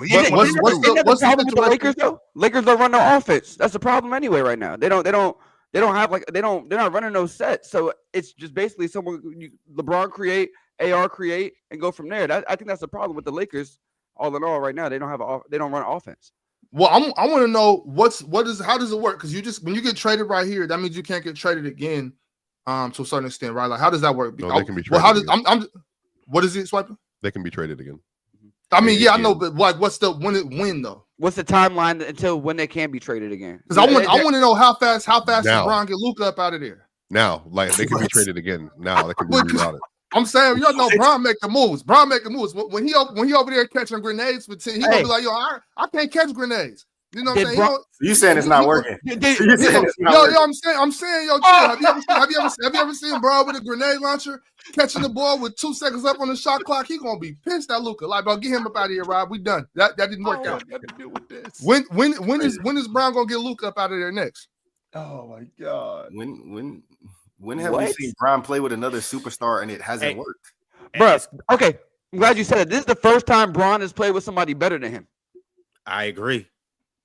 So I agree. Anthony Davis hasn't been better than Bron. Definitively better. Anthony Davis hasn't been definitively better than Bron Bron was this year. trying to give it to AD. Bron tried to give it to AD. Not when it really counts. Wait. When Bron first got to Miami, he was the best player on the team. Come on, don't do that. Don't do that. Look, I'm just want to have a conversation. I'm not saying nothing definite. Just want to throw that out there. Okay, so let's distinguish this fire right now. He's better than Dwayne Wade in 2010. Okay, no doubt. Cool. No doubt. But I do want to say this is the first time where I think Bron is like the second option, and it's no ifs, ands, or buts about it. You know what? He should have been the second option, Ron. Years ago. But y'all pretend to be two-way merchants only for agendas. Because here we go, a one-way player walks on this team and he's clearly the second option. Like he hasn't been the second option. Anthony Davis for the last year and a half. He hasn't. Yes, he has. He has. It's been games where AD showed up and decided to be a top 8 player in the NBA. You're a points per game merchant. You're a points per game merchant, Ron. Especially you. Go look at the points per game. Who's the second option? That doesn't matter. Swiper. I got 2 eyes and I watched the game and I know the game. So Norman Powell is the first option on the Clippers. Thank you. He leading the Clippers in scoring, Swiper. So he their man. On top of that, a lot of that is Bron getting AD the ball, which means Bron has the ball. Were you talking to me?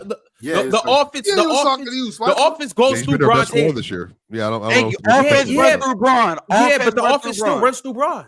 Oh, okay. I can say Karl-Anthony Towns has been the Knicks' best I just love player. this. Is that now one point player is on the roster and he's the number 2 option. I just want y'all to keep that. Yeah, on offense, Luka is the number 1 option in LA. So who's the number 1 offense? Who's the number 1 option on defense now? Who's carrying their defense? Shit. Nobody. They don't got nobody. That's why.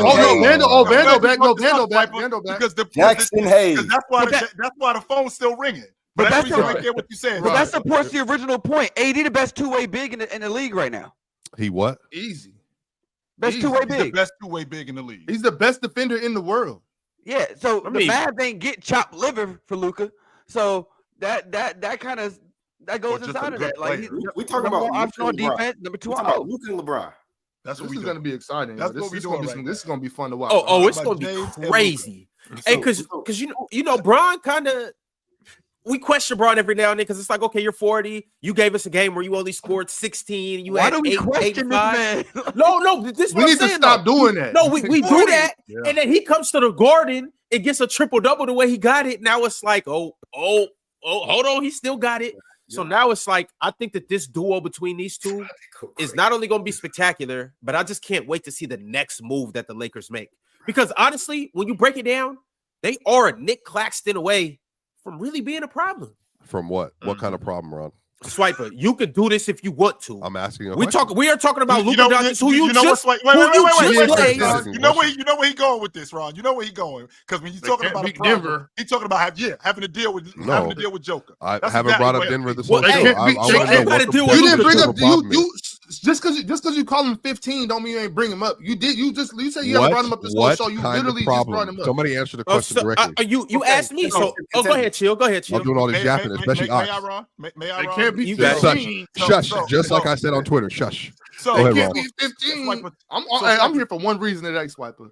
I can tell. So Swiper to answer your question. So now you get AD off the crew and you got Luka on the crew. So now you replace buckets with buckets, and now you get these buckets in a different way. But now what you also do, you got a fire sale going on in Brooklyn. I think they hand Claxton over for a bucket of extra crispy and a 6-pack, and now you got your defensive big in the middle. You hand over. You know how expensive bigs are on the trade market right now? They're not expensive at all. I think he on the books for $100 million. That's expensive a bucket of wings now. Yeah. I think he exactly probably yes. So with that being said, okay. So tell me, what's a big worse than is there a big that's been traded recently that you think is be a similar package? A big that's been traded today recently. Well, we haven't had any bigs traded like recently that's a similar package. What did Gafford go for last year? Yo, chat, talk to us. Has there been any similar bigs while Chill sneaking? Does J-Val does he move the needle at all? Could they grab him? No. Valanciunas. I'm sorry. He's on the books for a little bit of money. Like I think the deal is 3 years, $20 million. He wouldn't cost that much. I'm more inclined. I already said it. I love Robbie Williams, and contrary to popular belief, he's been too hurt in the past. He hasn't been that this season. He's been actually playing a lot this season, and he's been really effective. And the Lakers only need him. The Lakers only need him in stretches, kind of like what was going on with Dwight Howard in 2020. If they could get 8 minutes here, 6 minutes there, 10 minutes here, 10 minutes there, I think he could be really effective for them. Now, if you're gonna move over to Claxton, let's take Myles Turner off the table. Okay, let's dead that logic right now. The Indiana Pacers are a game out of 4th place. I said they ain't traded Myles Turner. They not. So let's dead the Myles Turner logic. They not. Maybe so. Chill could do it. Wendell, Myles Turner. They trying to do something in Indiana. They're not giving up Myles Turner. They're not. So in my estimation, I think that leaves Claxton, and I think that leaves Claxton. I think that leaves Robert Williams, and dare I say, you're gonna pay Nick Claxton that? You know how much he's making, Chill? I think he just signed a deal for 4 years, like $100 million, something like that. So Nick Claxton, 4-year, 97. Yes. Right now, this year, he's making 27 and then 25 next year. You gonna pay that? If I'm the Lakers for a defensive big, yes, I would do that. A very frail defensive big. Yeah. I mean, frail. He's very small. He's kind of little. He built like Ron. Like, okay, so wait a minute. Wait. So why are we talking about guys being frail? Like we got Shaq and Olajuwon and David Robinson running around in the league. That ain't going on. Conference? That is yeah, not you do. going on. Okay, there's a lot of big bigs. You got Joker, right? You got Joker. Oh yeah. Chet's frail. Yeah, but I mean, Chet's also like a clearly better defender too. And he's a lot stronger than people give him credit for. Even though he's small, and so is Claxton. So is Claxton. I mean, Claxton doesn't get pushed around. So, but I think as a primary big, like a primary on ball big, like I mean, that's tough to ask for Claxton. But sure, I mean, yeah, I mean, he's better than there's a lot of bigs out there. That's all I've just been naming them. You know, I don't like the Valanciunas. Day'Ron Sharp. Let's get him. Walker Kessler. Yeah, Walker Kessler in there. Hey, Walker Kessler. Luka needs a rim running big. I would love to see that. with the Walker Kessler. I don't want to deal with Danny Ainge. What was the package for Kristaps? What was the package for Kristaps? That was a low ball. That was a low ball because nobody thought he had trade value. They got him for nothing. A bucket of how do you say it, Chill? A bucket of what? Extra crispy in the when you said the luckiest franchise, the Celtics, the luckiest franchise, they got handed Drew Holiday and Kristaps Porzingis and Derek White.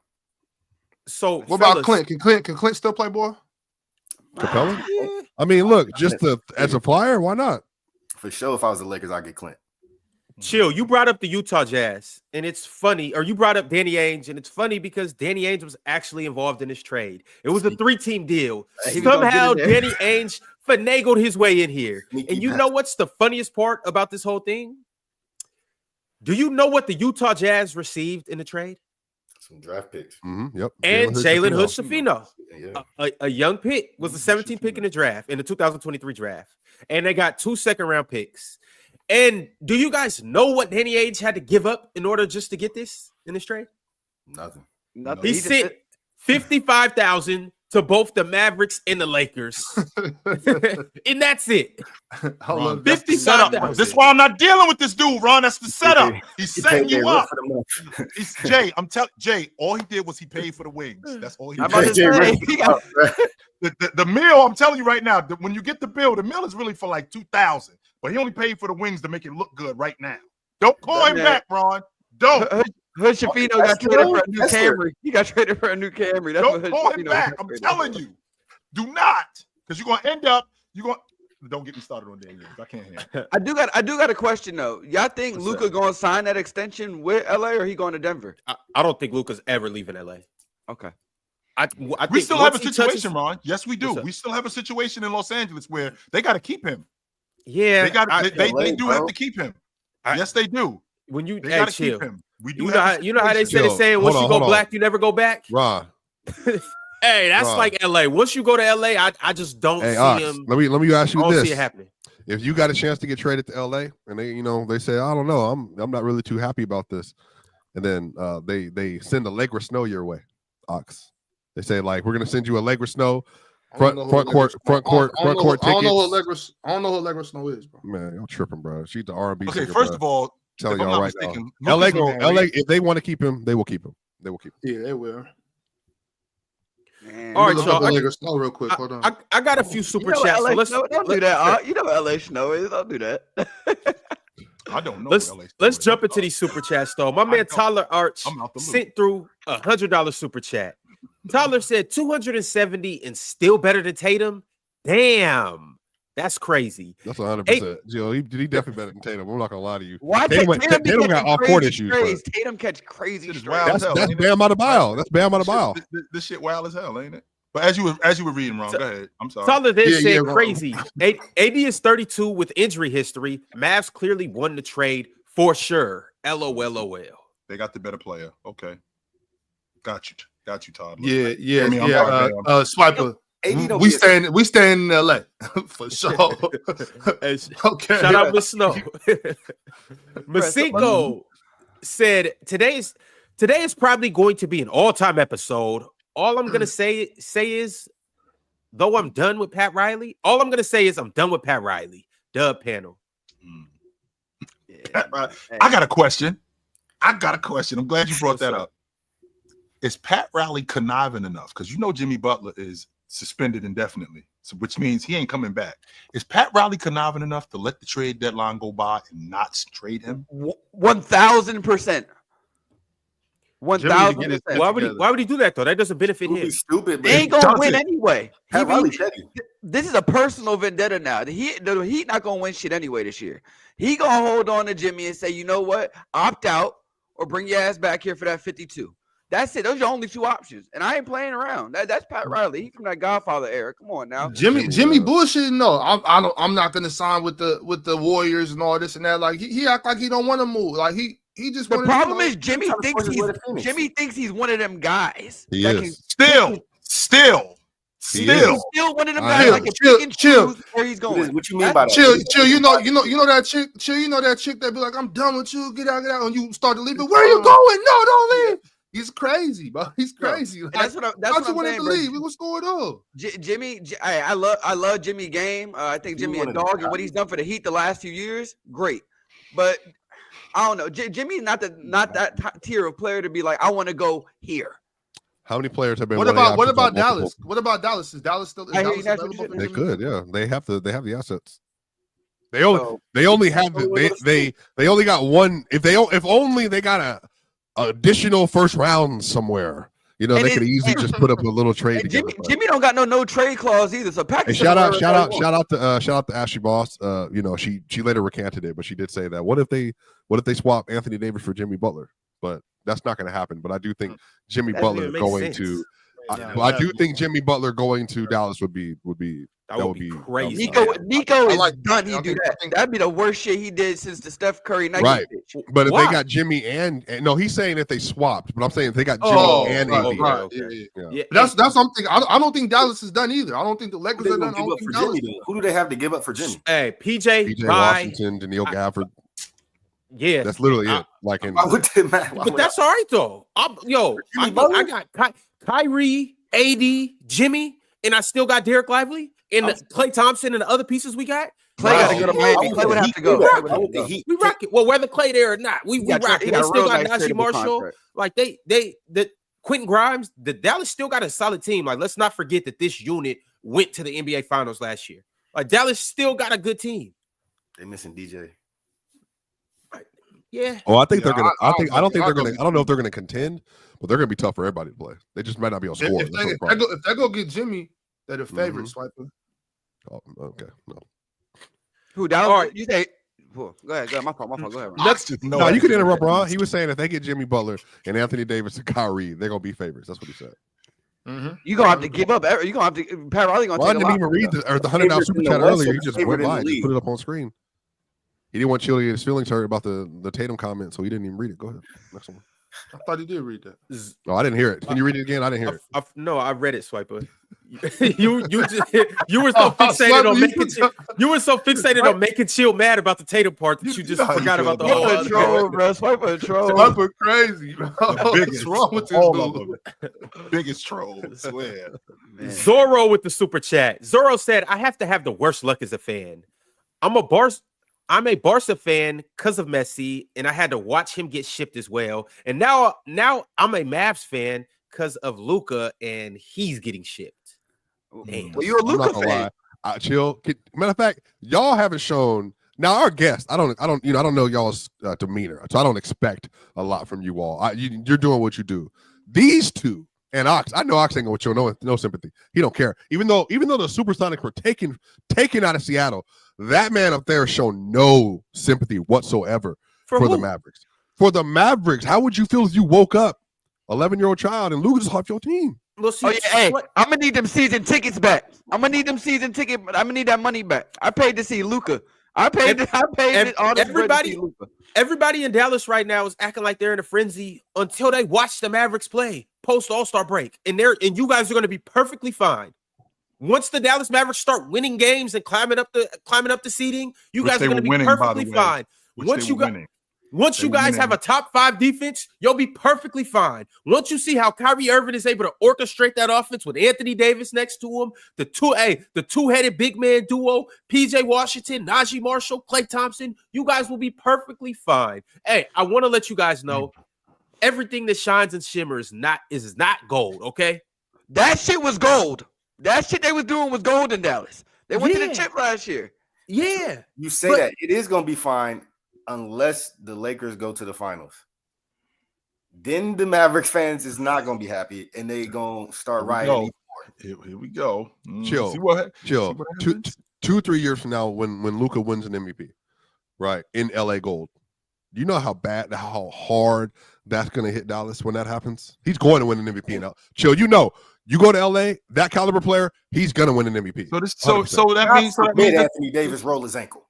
That's some bullshit. Then, if that's the case, then why are we here? If what I was doing in Dallas, I'm doing the same thing in Los Angeles. Now and he's in LA. Yes, the LA market. Get the hell out of here. Man. Look, chill. If Luka averages 30, if Luka averages 34.99 in LA next year, he's not winning MVP.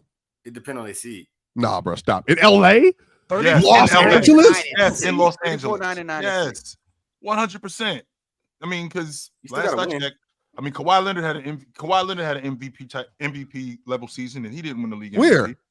In Los Angeles, in the Clippers. Because no aura, negative media aura, LA aura. That's not the same thing at all.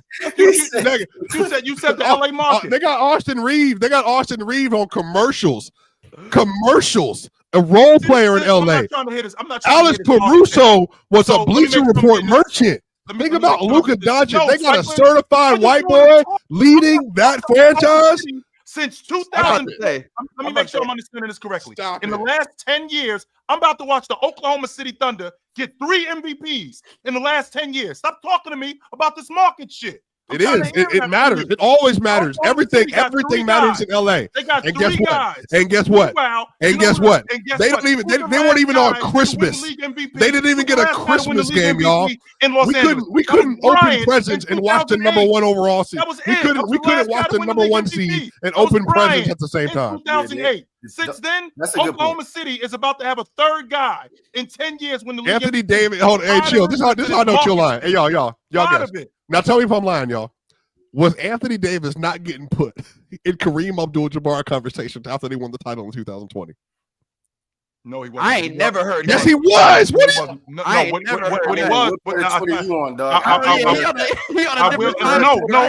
will say this, that it was the conversation. He was better than Malone, and I was like, get the fuck out of here. I'm losing my mind.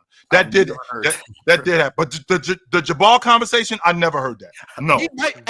No, I never heard that. What Twitter you on, Doc? I never heard one of the meme accounts. One of those. Bro, did you remember what Jeannie Buss herself?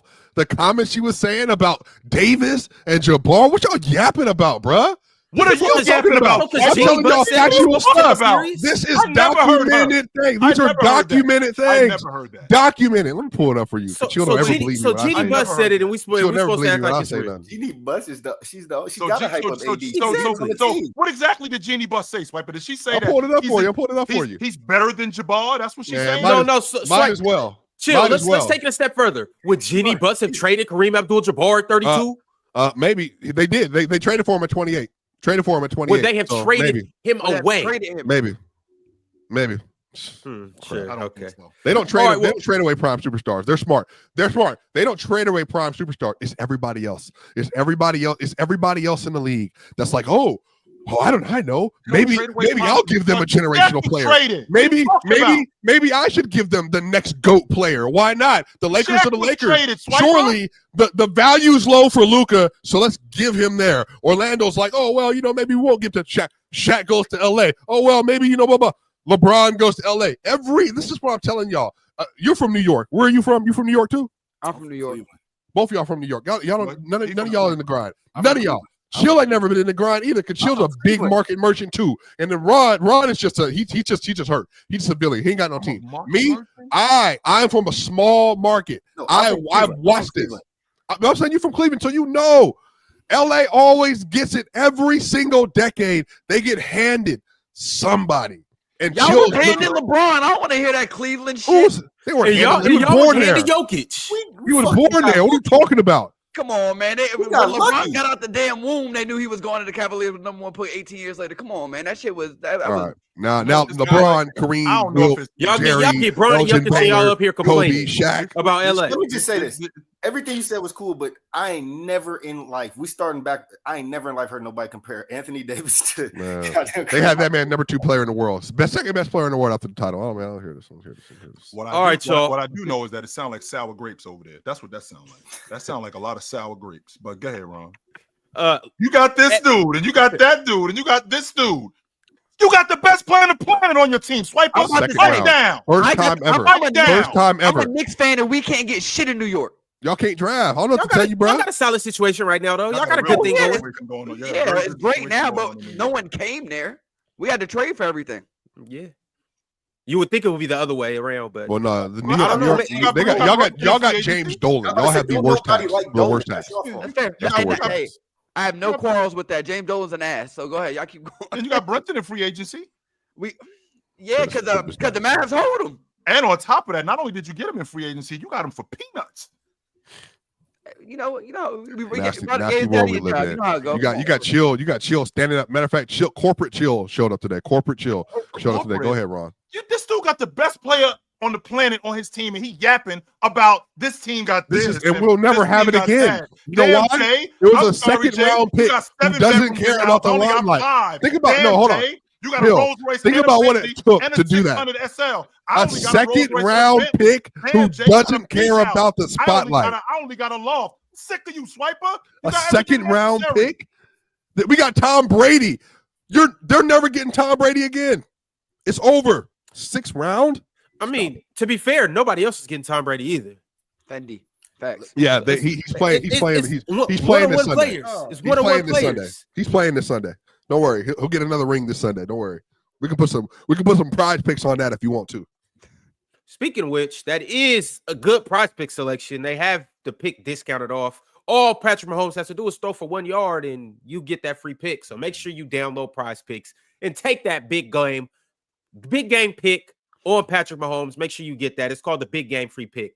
But we got some more super chats. Make sure y'all like the video. Make sure you become a member. Make sure you subscribe to Player's Choice. Let's get into it. My man Big Mac 2K said the Lakers should not have gotten Luka without selling their soul to the Mavericks for at least 100 years. I mean, the kind of contact that leaves generations of people with dry harvest. So I think taking that question and looking at the other aspect of things, he mentions the dry harvest. What is the future plans with Dallas?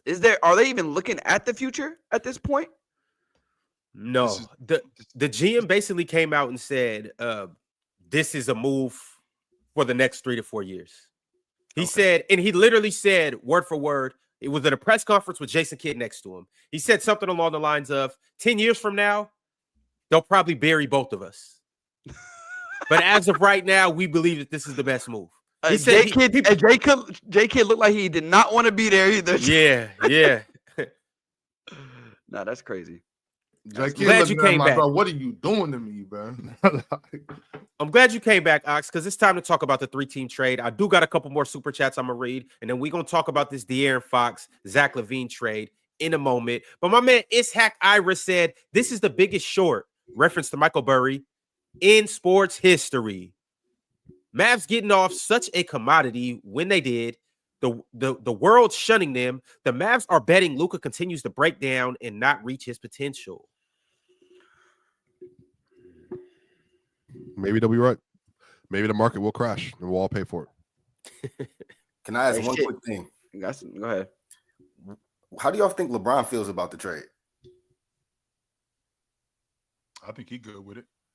They saying that he had no idea about it and that nobody, told him. Do y'all really believe Bron had no idea about it? Though? No, that's a lie. AD was supposed to be. Thank you. Bron knew that shit, bro. Bron knew that shit about it. Bron got his fingerprints all over this shit. So y'all think LeBron knew Rich Paul didn't know? They all knew. Bron know Rich Paul know. Rich Paul know Bron.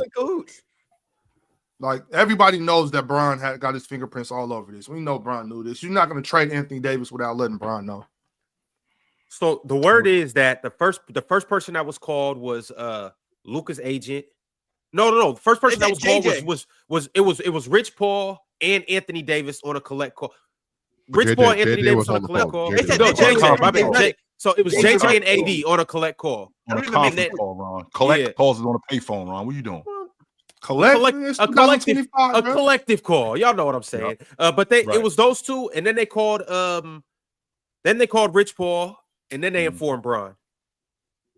That don't even make sense. You got to talk to Rich Paul before you talk to AD. Well, no, they called JJ reportedly because they wanted to have the coach on the phone to also be able to tell Rich Paul and then tell Anthony Davis, just so it can come from all the parties that are involved and all that. Because that's typically works top down, but nonetheless, I don't think LeBron really knew just the way that. Neither. Yeah, the way things have kind of laid out, I don't think he knew, but I don't really think he cared because he likes AD, but he knows they're trying to build towards the future at the same time. Jay, what's your logic with them telling you? You think that with them telling Rich Paul, you think Rich Paul tells James everything about what's going on with all his clients? Because just so you know, he doesn't just work for James. He's got other clients. So when it deals with the Lakers, I think he's talking to Bron. Or when anything hitting the open market, I think he's talking to Bron. Well, it didn't hit the open market until like what? At the 11th hour, like it was already done by the time it hit. But I did see some stuff where they said they did make a call to another team, apparently the Bucks, to see it, So I don't know. I feel like Bron gotta know though. You can't just make that move and not tell Bron. It's not possible, bro. Bron, you don't think? I feel like Rob Pelinka has a loyalty to Bron. He's got. And even if he did make that move, and he told James, okay, there's a difference, Ox, between me telling you and you having something to do with it. Yeah. Like I'm telling you, I'm doing this. Now that doesn't necessarily mean you got something to do with this. All right, Ox, we moving Anthony for Luka. Deal's done. So as opposed to, we might have an opportunity to get Luka Doncic. How you feel about this? So I don't think that went on. Question: If that's how it went, and they was like, "Hey, LeBron, we're about to do this," and they did inform him, you don't think LeBron has any veto power to be like, "Hell no, don't trade AD"? No. Okay. And this is the other side of this too. So AD had to waive his trade. He waived his trade kicker for this shit, right? He waived like a $5.5 million trade kicker to go to Dallas. So in doing that, AD had to be on board somewhat with going to Dallas, right? Or am I tripping? Because they said it's not a no trade clause. It's just right. He doesn't have a no trade clause. He waived it though. Well, yeah, so what exactly? But here's the thing though. If I'm already going to Dallas, I want it to be the best and most competitive situation possible. I don't want to ask for more money so we can't go ahead and make more moves or handicap us with our flexibility. So I mean, it makes sense for him to do it. He's like, I'm already going to Dallas. If I'm gonna go to Dallas, let's make it the best situation possible. No state taxes either. I gotta remember that. No state taxes. I hear you, but them the same dudes that just traded Luka, bro. I don't know if I'm cutting them no breaks. Well, it keeps them under I don't know if y'all said that. It keeps them under the luxury tax too. So they're like not in any penalty whatsoever. I got you. I didn't know that.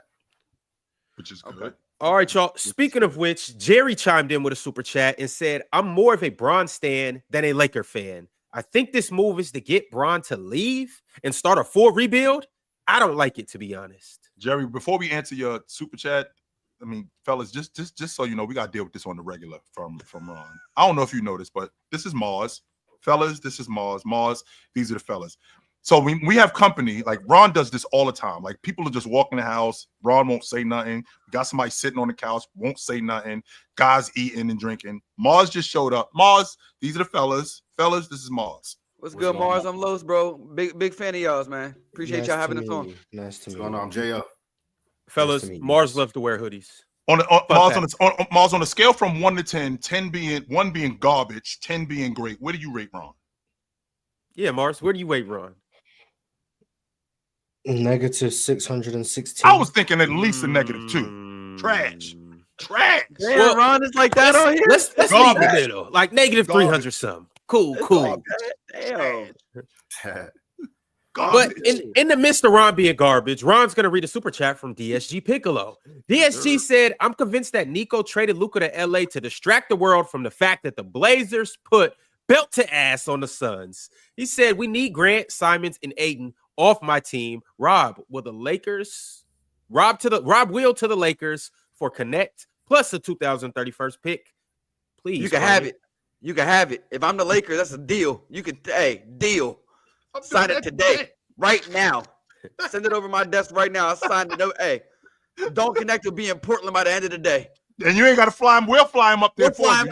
You ain't got to come get him. Nope. We'll take care of that. Nope.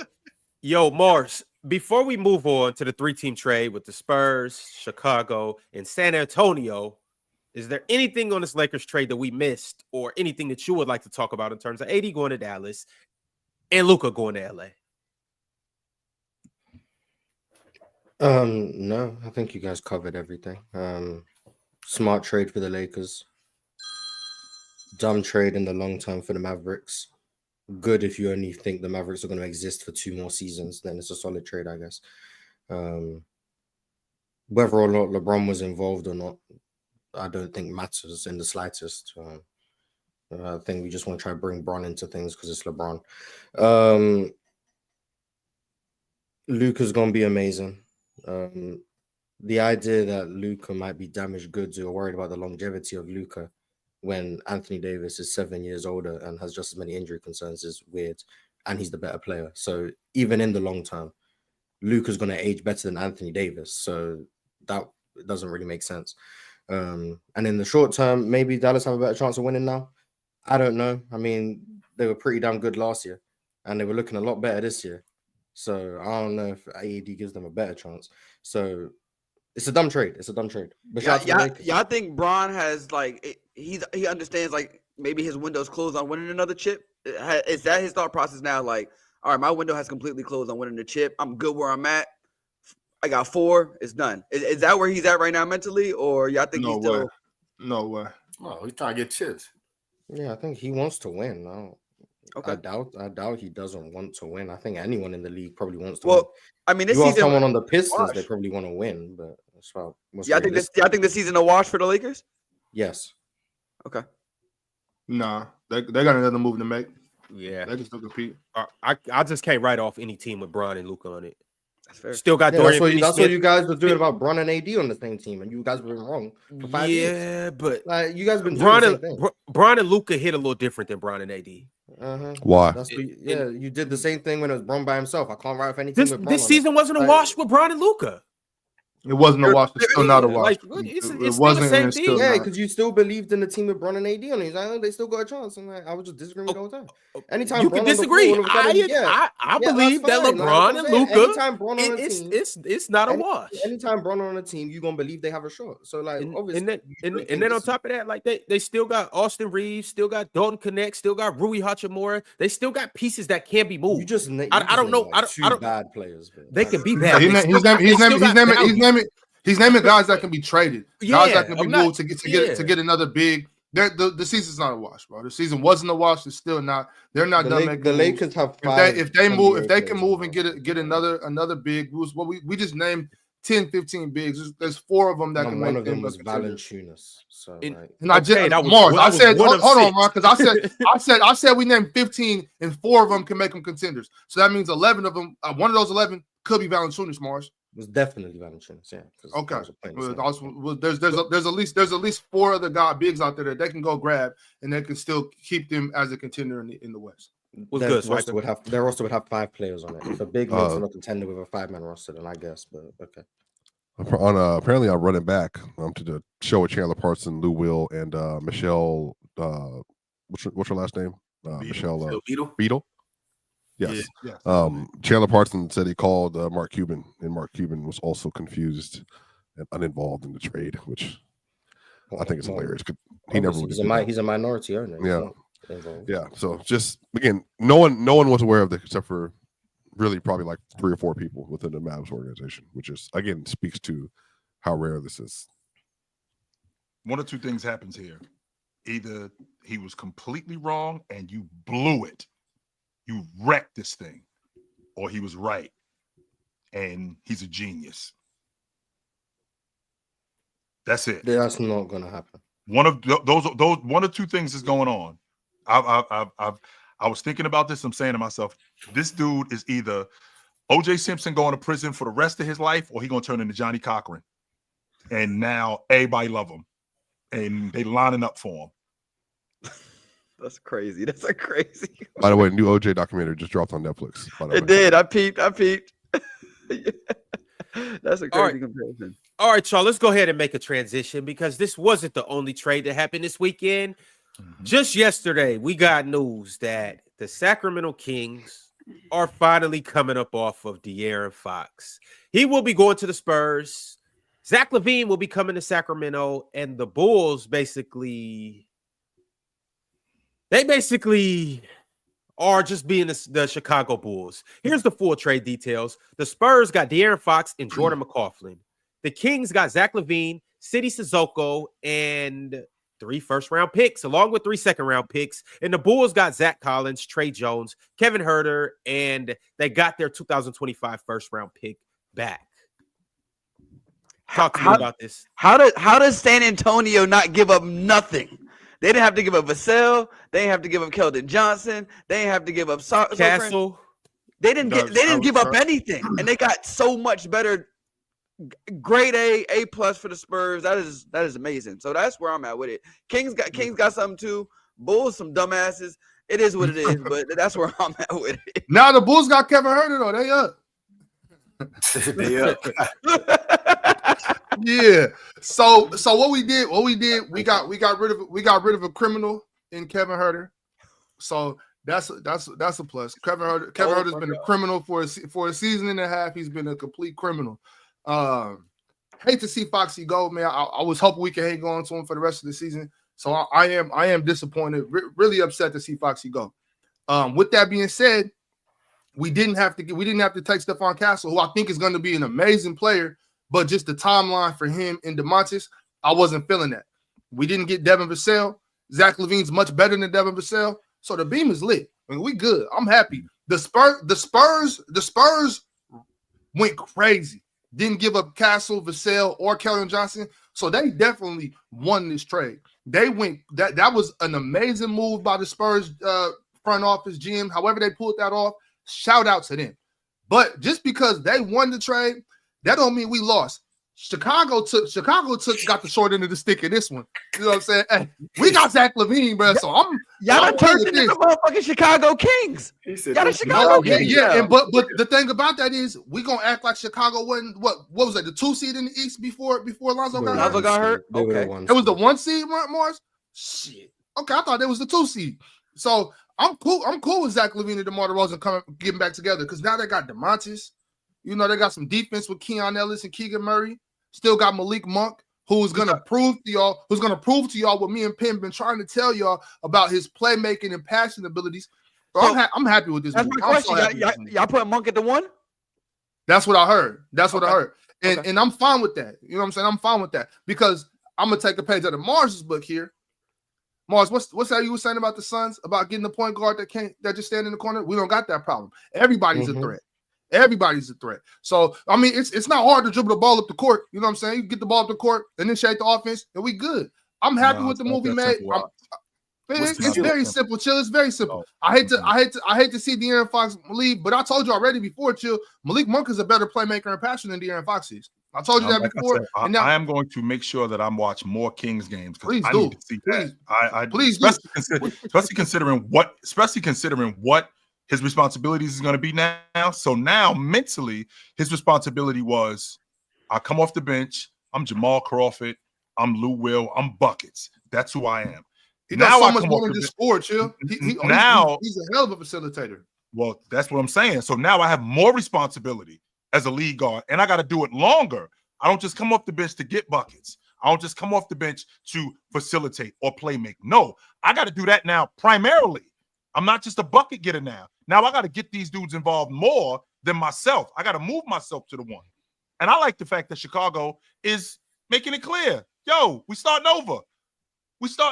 Like they're not trying to be delusional or tell people, all right, we're gonna get this. No. This kid Kobe White, Edie, I'm Giddy. This kid Kobe White, Giddy, and the kid Basellis. This is who we building the unit around. Vooch is next. Vooch is next. They're trying to get Cooper's flag. Vooch is next. Vooch is next to go. We're gonna get a high pick, and we starting over with these 3 guys, and we're gonna move on from there. Kobe White's in talks right now with the Magic, by the way.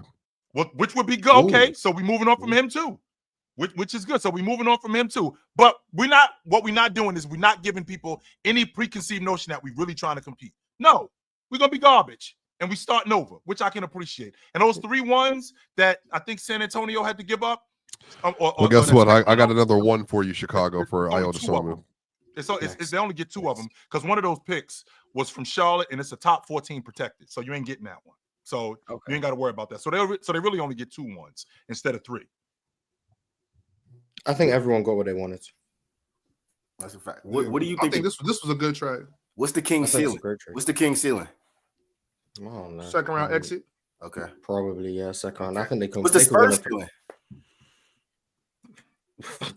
Second round exit, first round exit. Hey, but the Spurs aren't concerned about this year. Right. What's the Spurs You ceiling? said the Spurs or the Kings? The Spurs. They're trying to win it, Ron. They're trying to win it. We building Well, up. they're trying to just speed up the timeline with Wemby. That's all. They got a bunch of great veterans around You them. got a 21-year-old generation player. Nice. You don't need to wait till Spurs 24. crazy, bro. De'Aaron about to elevate the Spurs, bro. They're trying to get Wemby playoff experience as soon as possible, which is great. So, This expedited their timeline.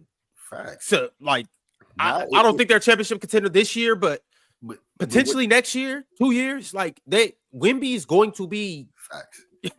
Wemby and De'Aaron, they're gonna be competing for a ring, like in the next 24 months. De'Aaron need to chill out for this season and go get that finger in his hand taken care of. That's what he need to focus on. He need to go get ready, get right. Because I know De'Aaron is a demon.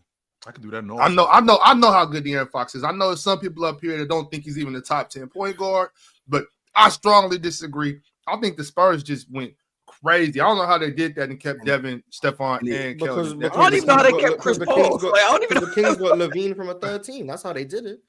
I understand. That's how they did it. It was just small. Yeah, I'm not talking about with us. I'm just talking about how were they able to do it in general? Like, what did they give up? I understand like that we got Zach. I'm not worried about that. I'm talking about but that's how they did it. They gave the valuable asset just came from a different team. That's how they did it. They got the third team involved so that they wouldn't have to give up the valuable players.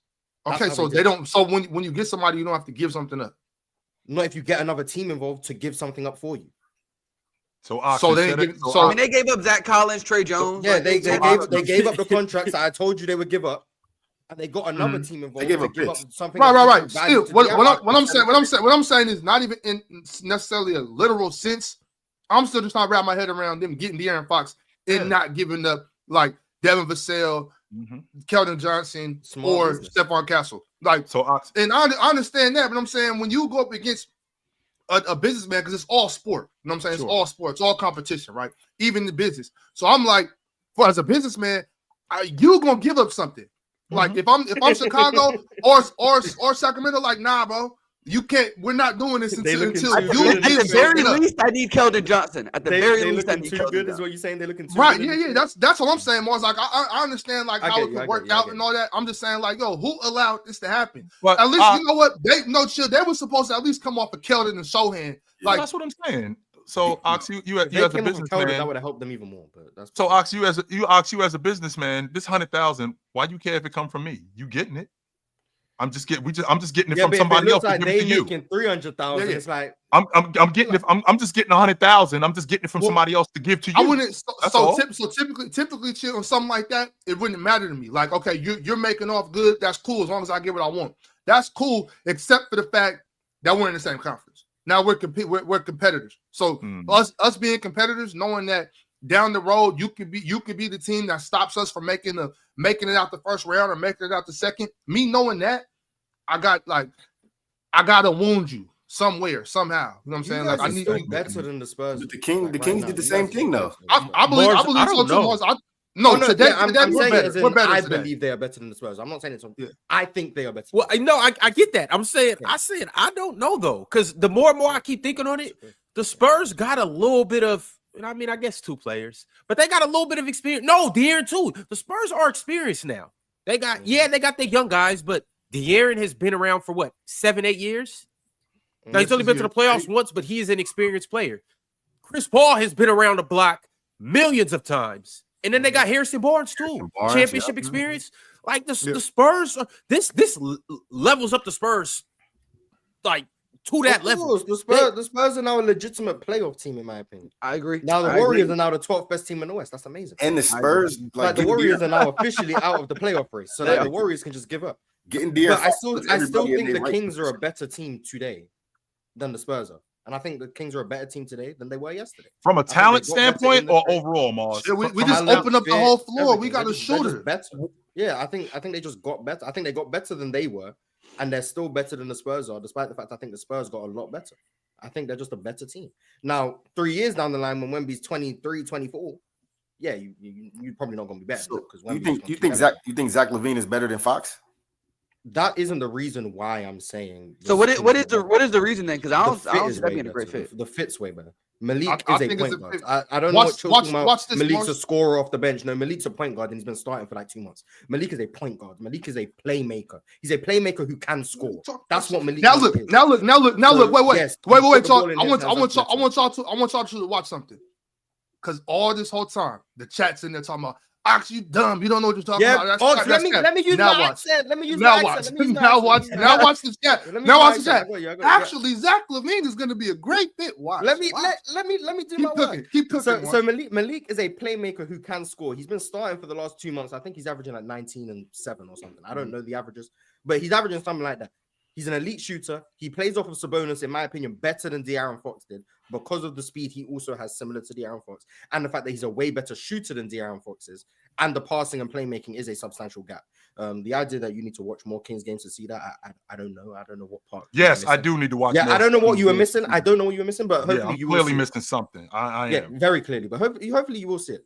Because it's a drastic difference. And then Zach LaVine is way better off the ball. So he's better than De'Aaron Fox then, essentially. That's what I'm listening to right now. No, sound like he's better than him. The things That's what it sounds like. Because when it's about fit. The fit next to That's what I'm Sabonis talking about. It makes sounds like more he sense fits with better. Malik. Yes, It sounds like he fits better Malik with at the him. point fits better than De'Aaron Fox at the point for the Kings next to Sabonis. I think they complement each other better, coming off those DHOs for the pull-up jump shots. Then you got Malik who can find De'Montis in the pocket better than De'Aaron Fox can. He just fits better for the situation. That doesn't mean he's a better player. That just means I ain't talking about better. that. We just talking about fit. So fit-wise, yes, I think the Kings got better fits. And then the Zach LaVine part of it is he's way better off the ball than De'Aaron Fox is. He's a way better shooter than De'Aaron Fox is. And he's just a better, more consistent scorer than De'Aaron Fox is. Just this season, if you look at it, he's efficient any way you want to put it. Isolation, catch and shoot, coming off screens, off movement, in transition. However you want to bucket, Zach LaVine can do it and do it efficiently. Zach LaVine is an amazing scorer. So they get better in that aspect. They get better in the aspect of Malik has the ball in his hands more. Then you get better off the aspect that Domantas Sabonis is already running their offense. He's the one getting everyone in the right position. He's the one pushing the tempo. He's a de facto point guard. The role that a point guard is meant to do, get everyone in position, get everyone to run their sets. That's what Domantas already does. So them losing De'Aaron Fox, they're not losing that value because Domantas was the one doing that. And then you get even more dangerous in transition, in my opinion, with Zach LaVine and Malik. That's amazing. Keegan Murray, an excellent shooter who can play defense. Keon Ellis, an excellent shooter who can play defense. DeMar DeRozan, one of the best isolation players in the NBA. You now have two guys, similar to what you had with De'Aaron Fox. You have two guys who can go get you a bucket whenever you need a bucket, whether that's DeMar DeRozan or Zach LaVine. You've got Malik Monk, who can also go get you a bucket whenever you need it. You've got Domantas Sabonis, who is having the best year of his career. The King, I don't see how the Kings didn't get better. Keegan Murray, we didn't even bring up Keegan Murray. I don't see how the Kings didn't get better. It sounds like to me that they got better, and it sounds like to me that they got better off the strength of De'Aaron Fox not being as good a fit for this team, which tells me they built this unit around De'Aaron Fox. That's the problem that I had. This unit when they had De'Aaron Fox first, I don't think they built it more around Domantas, but. Because Domantas is our best player, chill, and he's always been our best. Well, he's been our best player. De'Aaron was there first, but every move they've made since then looks like it fits Domantas more than De'Aaron. Based on what, Marz? Because when I think about Domantas Sabonis playing off of De'Aaron Fox, I think exactly what you just talked about with Malik Monk. Well, those two guys, same logic with dribble. It's not like De'Aaron Fox dominates the basketball because he doesn't. No, they run the offense through Domantas Sabonis. So with them running the offense through Domantas Sabonis, they got him to play off of De'Aaron Fox. So now you get Ellis, you get Malik Monk as another option coming off the bench because he's not going to play in front of De'Aaron Fox. They building this unit around Fox. That's why you get Domantas Sabonis. Then you add in Keegan Murray, a long ball shooter. So why you got a long ball shooter? Because De'Aaron Fox gets downhill and he can play make for guys like Keegan Murray, plus as a defender, which is also what De'Aaron Fox is. Add those two guys. Now you got Ellis coming off the bench as a primary perimeter defender and a point of attack defender. All of this stuff seems to me that until we went and got DeMar. What are Domantas Sabonis' weaknesses as a player? Domantas Sabonis' weaknesses as a player. I don't think that he shoots it as good as other bigs. I think as an overall scorer, I think he could be better. But in terms of his individual weaknesses, I think he's a great passer. So I don't think that's a weakness. I think his mid-range, I don't think he shoots it enough. I think that's an issue. I think his one-on-one game in terms of him putting the ball on the floor, I think that that's a weakness of his. I don't think that he does that great. I think he's a great rebounder. There's a big elephant in the room that I'm waiting for you to get to. Major elephant. What, one side of the ball. On defense? Yes, the whole of defense, right? Weakness of Domantas Sabonis. Well, he's gotten much better. He has got he's improved. Yes, still 100%, weakness, right? he has. Yes, it definitely is. his weakness, yeah. But he makes up for that as a rebounder. Of course, I because think he's a so. great player. I think he made. And I know what you're asking me about his weaknesses. You're not asking me about him as a player. You're asking me about his weaknesses. Okay. Him being weak as a defender, I think he makes up for that as a rebounder. But go ahead. Of course, but shooting, isolation, scoring, and defense, right? Those are the biggest crutch. Okay, those are the things that I think. And that's where Levine comes in and makes it. And I think most people would agree. And what have the Kings done since they've got Domantas Sabonis? Keegan Murray, what does he do? Shoot it, play defense. Yep. Cover up two of Domantas' weaknesses.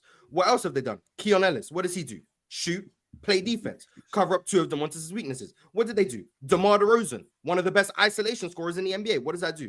Cover up Domantas' weaknesses. Every move they've made since they've got Domantas Sabonis has catered to Domantas Sabonis' weaknesses. And that's not a bad thing because you build around your best player. You build around the player who you want to build around. De'Aaron Fox, these guys also complement De'Aaron because I think they wanted to have both of them for the long term. Which makes sense. But De'Aaron, and the whole team did benefit De'Aaron Fox. Like, if you look at De'Aaron Fox, what De'Aaron Fox should be in theory, this team is perfect for him. Get downhill, a bunch of shooters, a bunch of space. You have someone who can take playmaker responsibilities away from him. It makes sense. The issue is the De'Aaron Fox that actually goes out on the floor, shoots a bunch of pull-up jump shots. That's what he does. Why he does it, I don't know. Ask him. But the real De'Aaron and the in theory De'Aaron aren't the same thing. The reality and the what could be aren't the same. So why is it believed that De'Aaron would complement Wemby so well then? Because people look at De'Aaron Fox in theory. They look at De'Aaron Fox, this super fast point guard who gets downhill, going to collapse defenses, take a lot of pressure off Wemby. He's this great point guard who does all of these things. When the reality is he's going to come off a Wemby screen and shoot a pull-up 18-footer. That's what's going to happen. And it's still going to help the team because De'Aaron Fox is just an extremely talented player and a really good player. But the idea of De'Aaron Fox is very different from the reality. So you would say that Zach LaVine's a better fit for what the Kings are doing around Sabonis than De'Aaron Fox is. Yeah. So they don't need a league. Plus Malik Monk as well. Because I think Malik Monk is also just very, very underrated. And people are Malik Monk is going to get more opportunity now with De'Aaron Fox out. And Ox is going to be here like Malik was always like this. But people are going to be like, oh my God, Malik is so great. Malik can do what De'Aaron did, blah, blah, blah, blah, blah.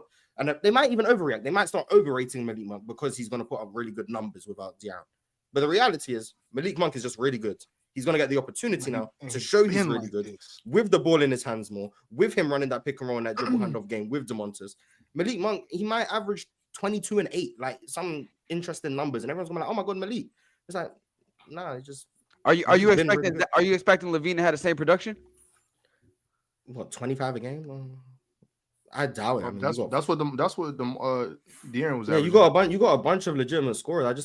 I think what I expect from Zach LaVine is to be one of the most efficient players within his role, and the role can fluctuate. I'm like this idea of first, second, third option, like that's all whatever to me. Like on any given night, like it's gonna be a in the NBA. It's gonna be matchup dependent. Some nights you're gonna go to DeMar because he's gonna have the matchup. Some nights you might go up against a team that has really bad off-ball defense, and all of a sudden Zach LaVine's going off for 30.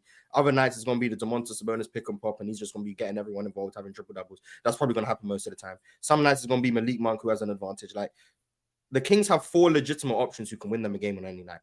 That's fair. They had that before, but I think in terms of the fit of all of them. If Malik Monk's going off, Zach LaVine complements that in a way that I don't think De'Aaron Fox did. If Zach LaVine's going off, Malik Monk and DeMar DeRozan complement that in a way that I don't think they had before. So that's the difference. I just think they still have elite talent, but now the talent just fits together better, which is why I think they're a better team than they were yesterday. But I still not going to the finals or anything. I'm not saying that. But not every team's goal is to win a championship instantly after a trade. The Kings haven't been competitive in my lifetime up until the last couple of years. So, like, now the Kings are going to be competitive consistently, which is a good thing for the Kings. And for sure. I think the craziest thing of all this is how the GM, how have they not gotten a first round pick back for DeMar, Levine, or Caruso? Like, that's the craziest thing to me. The Bulls have not gotten anything back for giving up some elite players. That's the craziest thing to me. Well, they got their pick back, if that counts. Which it does, because they're going to be bad. Yeah, that's fair. I think their pick was already protected, though, so I don't know how much value that really had. Yeah, it's just crazy. Anyway. Like, who the fuck is running the Bulls? Like, this is crazy. How you not getting nothing back for these dudes? They got Kevin Huerter, bro. Yeah, at least they're making moves. Biggest fraud in the league. Maybe the moves aren't great, but at least they're making moves. It's perfect. This one of those things. Like when we got Domantas Sabonis, I was juiced because Domantas always been, since he got in the league, one of my favorite bigs. I like Domantas at Gonzaga. But the best part about getting Domantas is that we were able to get off of Buddy Hield. So now we get Zach LaVine. It's like, okay, cool. We lost De'Aaron. Hate to see De'Aaron go, but the silver lining is we got off of Kevin Huerter. So you know what I'm saying? In these big deals, we were able to get rid of two criminals, Buddy Hield and Kevin Huerter. So it's a double whammy. You know what I mean? I'm good with that. I'm not mad at it. Oh, that's funny. The real losers are the Warriors, though. Just want to put that out there. They're the real losers in this situation. Just so you guys know, I just want to put it out there real quick. Kevin Durant is on the block. Yes, he is. What you mean? He posting up? He gonna go to state? He's not on the box. He's on the block. Like he's on the trade block? Yeah, the Suns have made it clear. The Suns have made it clear he's available. He's on the block. Like you just heard that? This is breaking news? Yes. I need to know. You see what happened? You see what happened? I need to know where you heard it. Where was this at? I just heard it right now on Jake Fisher. I'll send it to you right. I'll send it to you right now, Marz. Jake Fisher. It says it's from Jake Fisher, and then apparently it looks like this is from. It says Sports Illustrated. This is from his Substack, from Jake Fisher. I always want to credit. February 23rd, 2025, from a paid Substack that you have to be subscribed to. But in part, from that, NBA Central and others, Phoenix entering Monday's business, continue to signal that it does not plan to move Durant before the bid deadline, sources said, but the Suns are believed to be listening at the very least to various team pitches for the 35-year-old scoring legend Durant. So KD to Dallas? All this.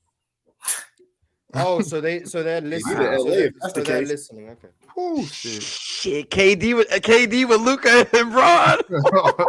Nah, KD. Damn. I know a team that has the Suns picks in their palm. I'm just saying.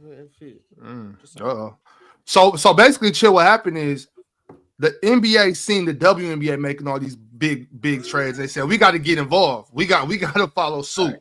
You know. Look at the WNBA influence in the NBA. They said the ratings is down. We're gonna get them. We gonna get it back jumping. Hey, Luka for AD. I'm about to say, y'all giving up Jalen Williams and some picks for AD to go back to OKC? I mean, for KD to go back to OKC? I mean, ideally, I'm not giving up J-Dub. I'm giving up anything I can that's not Shea Chat. And okay, just a question. What if they say J-Dub and picks for KD right now? We do the deal. The fact that the trade deadline. I mean, is if I'm the Thursday Suns, I would do to it. But all right, that's what's up. I don't want to do that. Are you doing it? No. I'm not trying to. Shea, J-Dub, Hartenstein, and Chet, I would try and keep. Everyone else, I ain't gonna lie. Shea and KD would be crazy. You dudes with this 2K stuff. Come on, man. We seen KD with Book. Luka for AD. I just seen Luka go to the Lakers. There's no 2K. Luka for AD. But he's not SBA. Luka for AD just happened. Book is not anything is possible. So we got KD no with 2K. Anything is possible. Then we get KD with Book, and now we're gonna get KD with SGA. He played with Steph.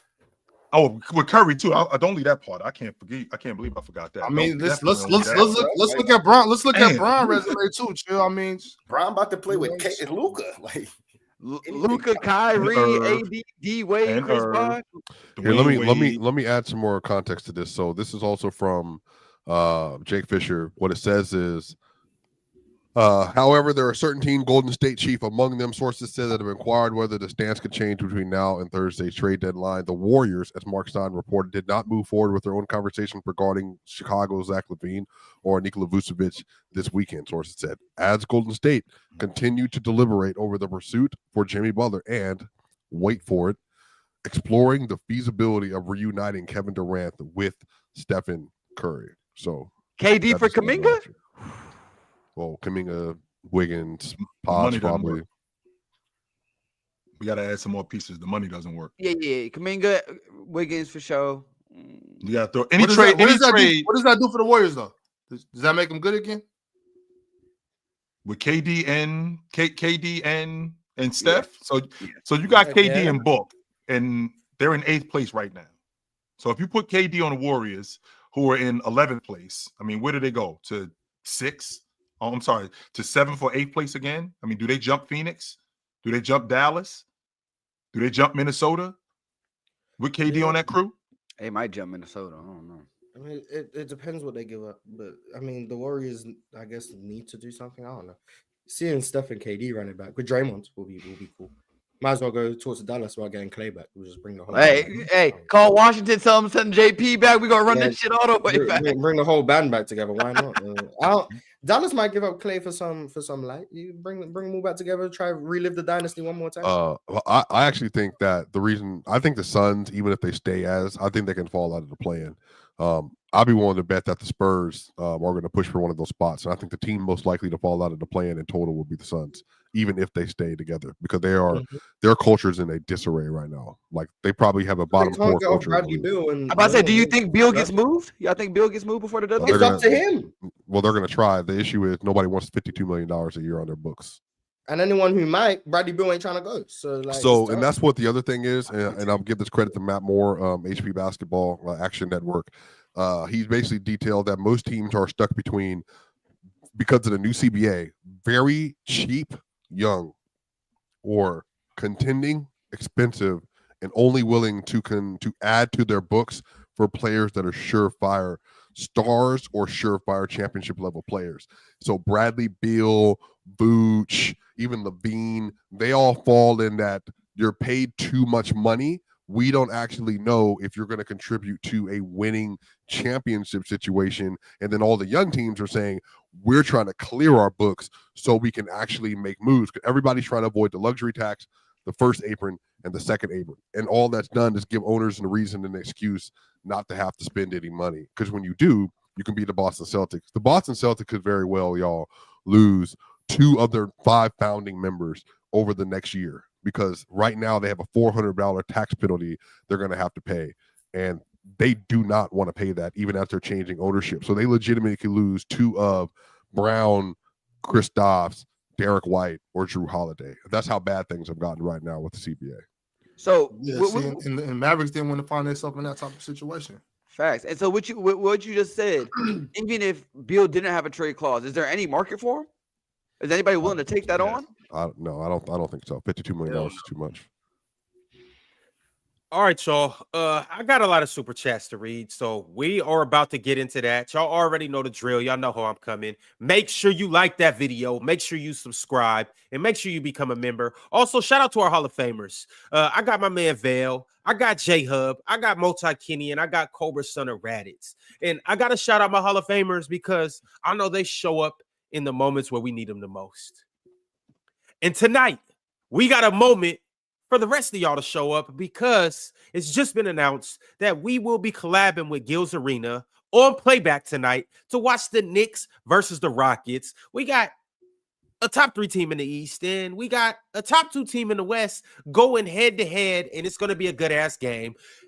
We gonna be up there with Gil's Arena, so you know it's gonna be a hell of a time. Y'all make sure to put this on your schedule, set a reminder, because we will be there, and we need y'all to be there too. Come show up and show out. You excited, Marz? Anytime I watch my team on Playback, we lose. So, oh damn, not necessarily. Yeah. So you happy? Marz, can we get some enthusiasm from you, brother? Like your team is at. I'm about to say, I don't know what get Marz excited. I can't tell. Let's be enthusiastic about my team losing another game. Yeah. Even though you're at the top of the Western Conference, it was Animal House 2 years ago. You got I a can be happy superstar about in the making, improvement and then be upset about losing. and it sounds like you're more upset about losing than happy about the improvement. When we win, I'm happy. Which is more often than not today, but instead, I just watched my team lose to the Nets. Who's the I superstar? just watched that happen. And luckily, It'll be Luka got okay, traded man. a few hours later, so no one spoke about like any of the Timberwolves just lost to the Wizards. Like no one's talking about any of these games that are unfolding because of the trade. So like it's perfect time to just be trash for like the next 3 days. You can lose whoever you want, and like no one's gonna talk about it. So like this is perfect time to just suck.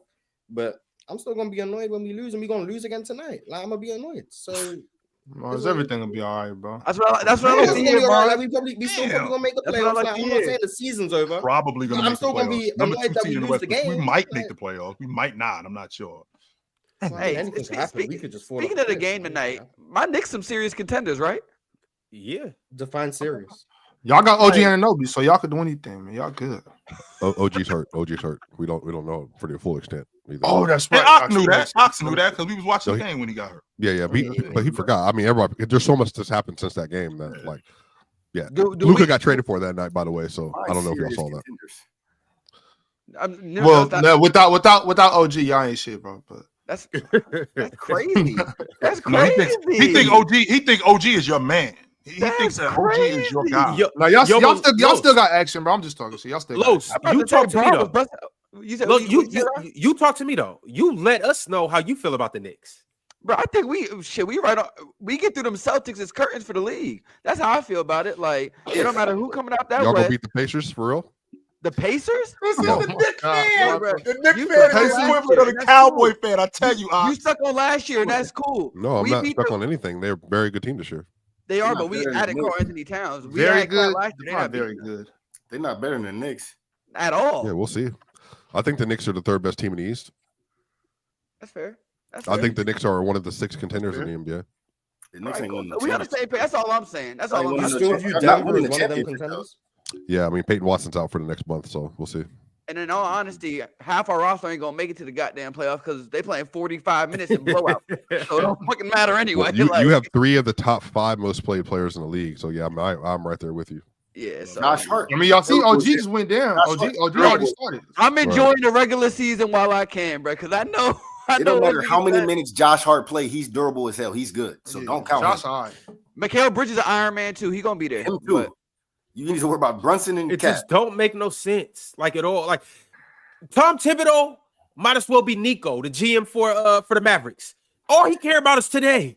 He not thinking about the future. He not thinking about the playoffs. He not thinking about anything. It's like as long as we win today. After that shit happened to D Rose, everybody's on the table now. Everybody playing 100 minutes now. It don't matter. The shit he did to D Rose is ungodly. He should have been banned for that. D Rose and Luau. Should have been banned for that shit. Crazy. But all right, y'all, we got some new members, so let me go ahead and shout them out. My man, Given Juice Man, became a member today.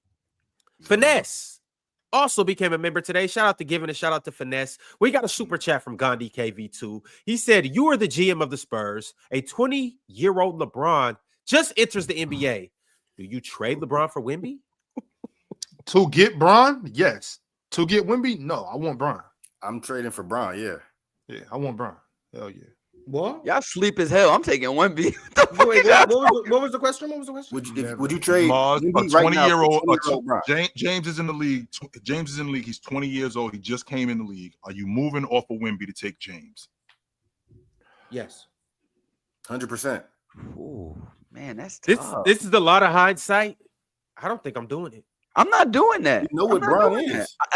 This is hindsight. Los, I'm saying, like, do I rewind the clock and do you remember 20-year-old James? I do. I do. What Bron is like. We don't. You sure do you remember 20-year-old James? Did he make first team All NBA 20? 20. Yeah, he was. Are you saying with everything I know, or just no? You just watch. Okay, that's a great question. Great context. Why bring it up then? No, that's bullshit. Then why bring it up? Why bring up a 20-year-old James then? Without knowing what you know today. No. Because 20-year-old James was amazing. But I'm saying we don't know. We don't know what 35. So I just watched the 04-05 season. I just seen LeBron. Yeah. I'm watching Wemby. Mm-hmm. Do I trade Wemby for that LeBron? Yes. No. Chill, LeBron. This my thing. I don't see myself necessarily trading either one for either one. But if I have to make a move, who do I want? I want Bron. But if I got Wemby, I'm probably not picking up. If I have LeBron, If I have LeBron, I'm also not trading LeBron for Wemby. Right.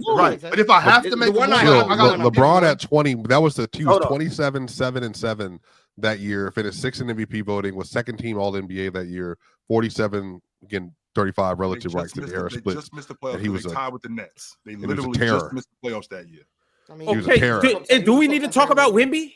I'm about to say, like, Do we need to? Read off Wemby's stat line. Read out how Wemby's about to be defensive player of the year. Read out how Wemby's going to be first team All NBA. Read out how Wemby just got De'Aaron Fox, and now they might be dark horse contenders in the West. Read off how Wemby robbed DeMontis for that spot in the All-Star game. Well, you can read that off too. Wemby definitely didn't rob it, but sure. But yeah, I wouldn't trade Wemby for that LeBron. But I also, if I had LeBron, I wouldn't trade LeBron for Wemby. I'll just keep the one I have. Right. That's what I'm saying, Marz. I'll just keep either one. But if they were magically both in a fantasy draft where I had the first pick, 20 going to be better than Bron. 25 a game. 25 a game. 11 rebounds, 4 assists, 4 blocks, steal. Them stats don't mean shit, bro. Watch, he's never going to be better than El Bron. Ball. He will never be better than Bron. I mean, I think he's better than Bron. I do. I think he will never be better than Bron, bro. I don't know. Can Wemby carry that team that Bron carried when young Bron to the finals? Can Wemby carry that? Hold I on, don't think because the question that Marz team is proof that you're not better. But the question, because it sounds to me like Marz is on the 2004, 2005, 20-year-old James. Is he better than 24, 25 Wemby? No, I don't think so. I don't either. But that doesn't mean I think they're on the same trajectory. I think Wemby's going to be. Nah, but it's saying like, that's a whole separate question. But if you just ask me who's better, Wemby right now or LeBron in 04 or 05, I think Wemby's better.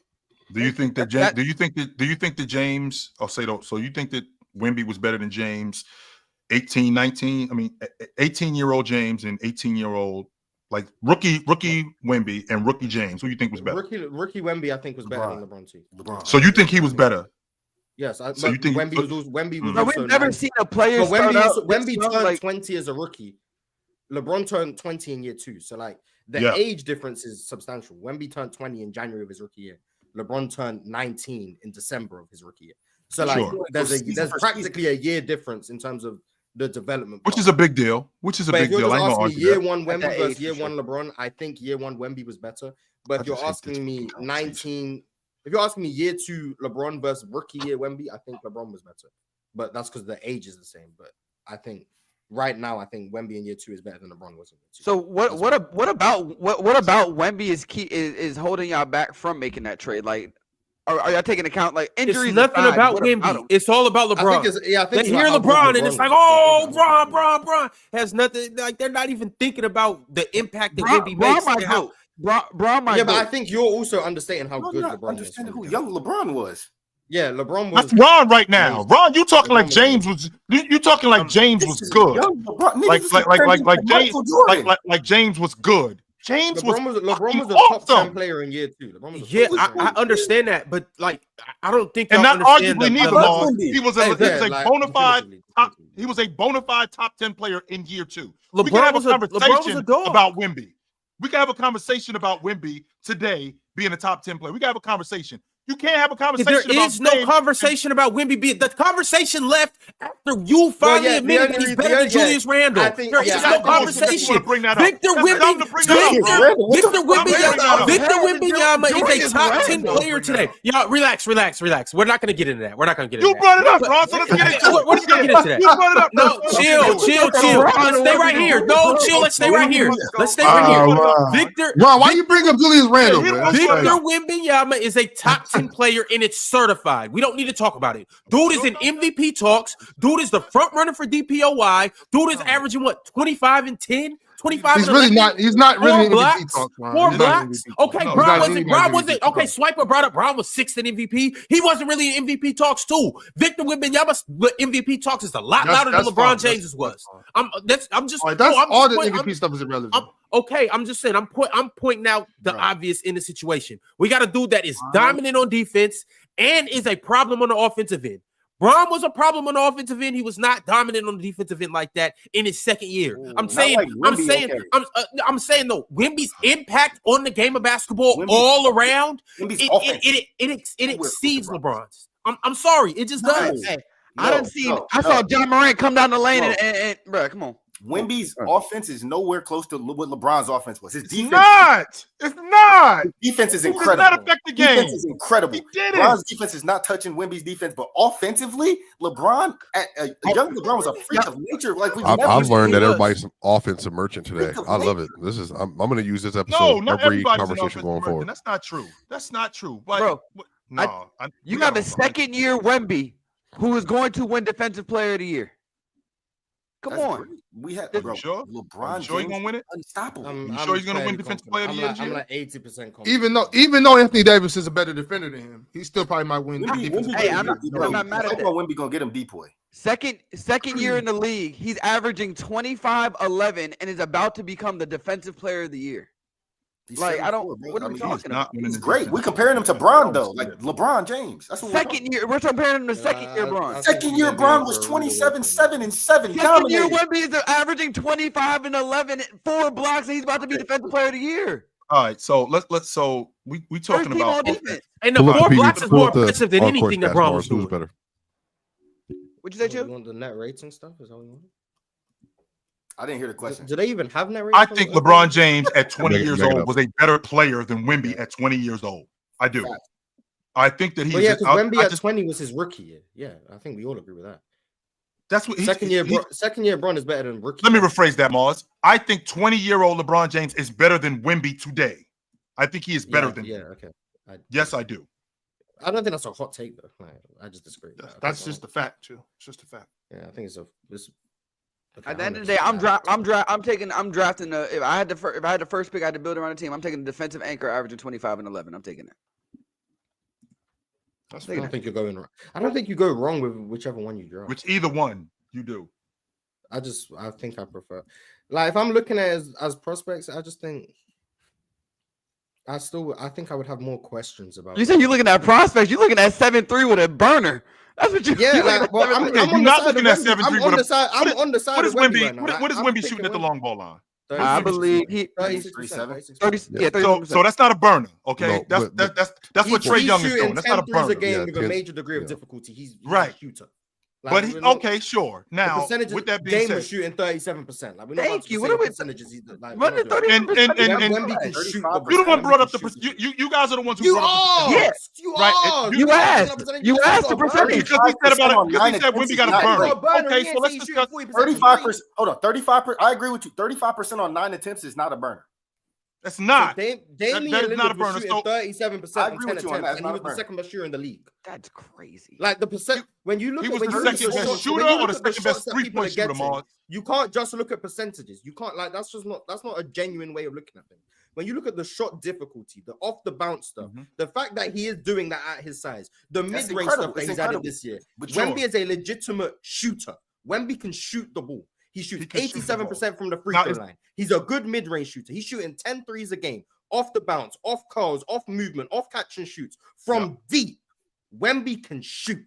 Wemby is a shooter. Is he a shooter or can those two things not the same thing, Marz? There's a difference between being able to shoot and there's a difference between being able to shoot and being a shooter. But then when I look at what James was at 20 years old, who could still knock down a mid-range, he couldn't do it as consistent as he could later on in his life, but could knock down a mid-range, could get downhill with the best of them. One of the best on-court processes in the history of the game in year 2. Just like you talk about and just like you talk about Wemby being a defender, James did play defense. Did he play defense at the level of Wemby or as an all-league defender? I'm not going to go that far, but he was on his way to doing that. So if you couple that in with 27 a game, which was very hard during that time and one of the slowest pace eras in NBA history, add that up with being able to distribute and process the game the way he is, I'm going with James at 20 years old. I'm going with James. And he was an athletic freak. An athletic freak. Wemby was Wemby. Yeah, Wemby's an athletic freak.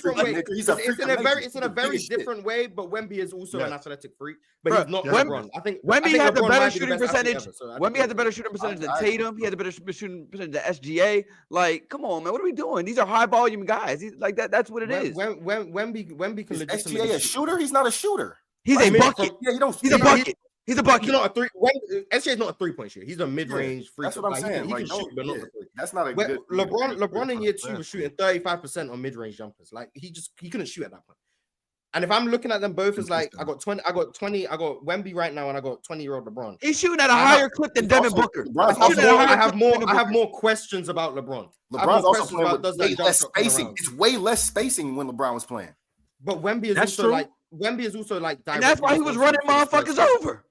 Trey James was a real thing. Wemby is generating space for his teammates and not the other way around.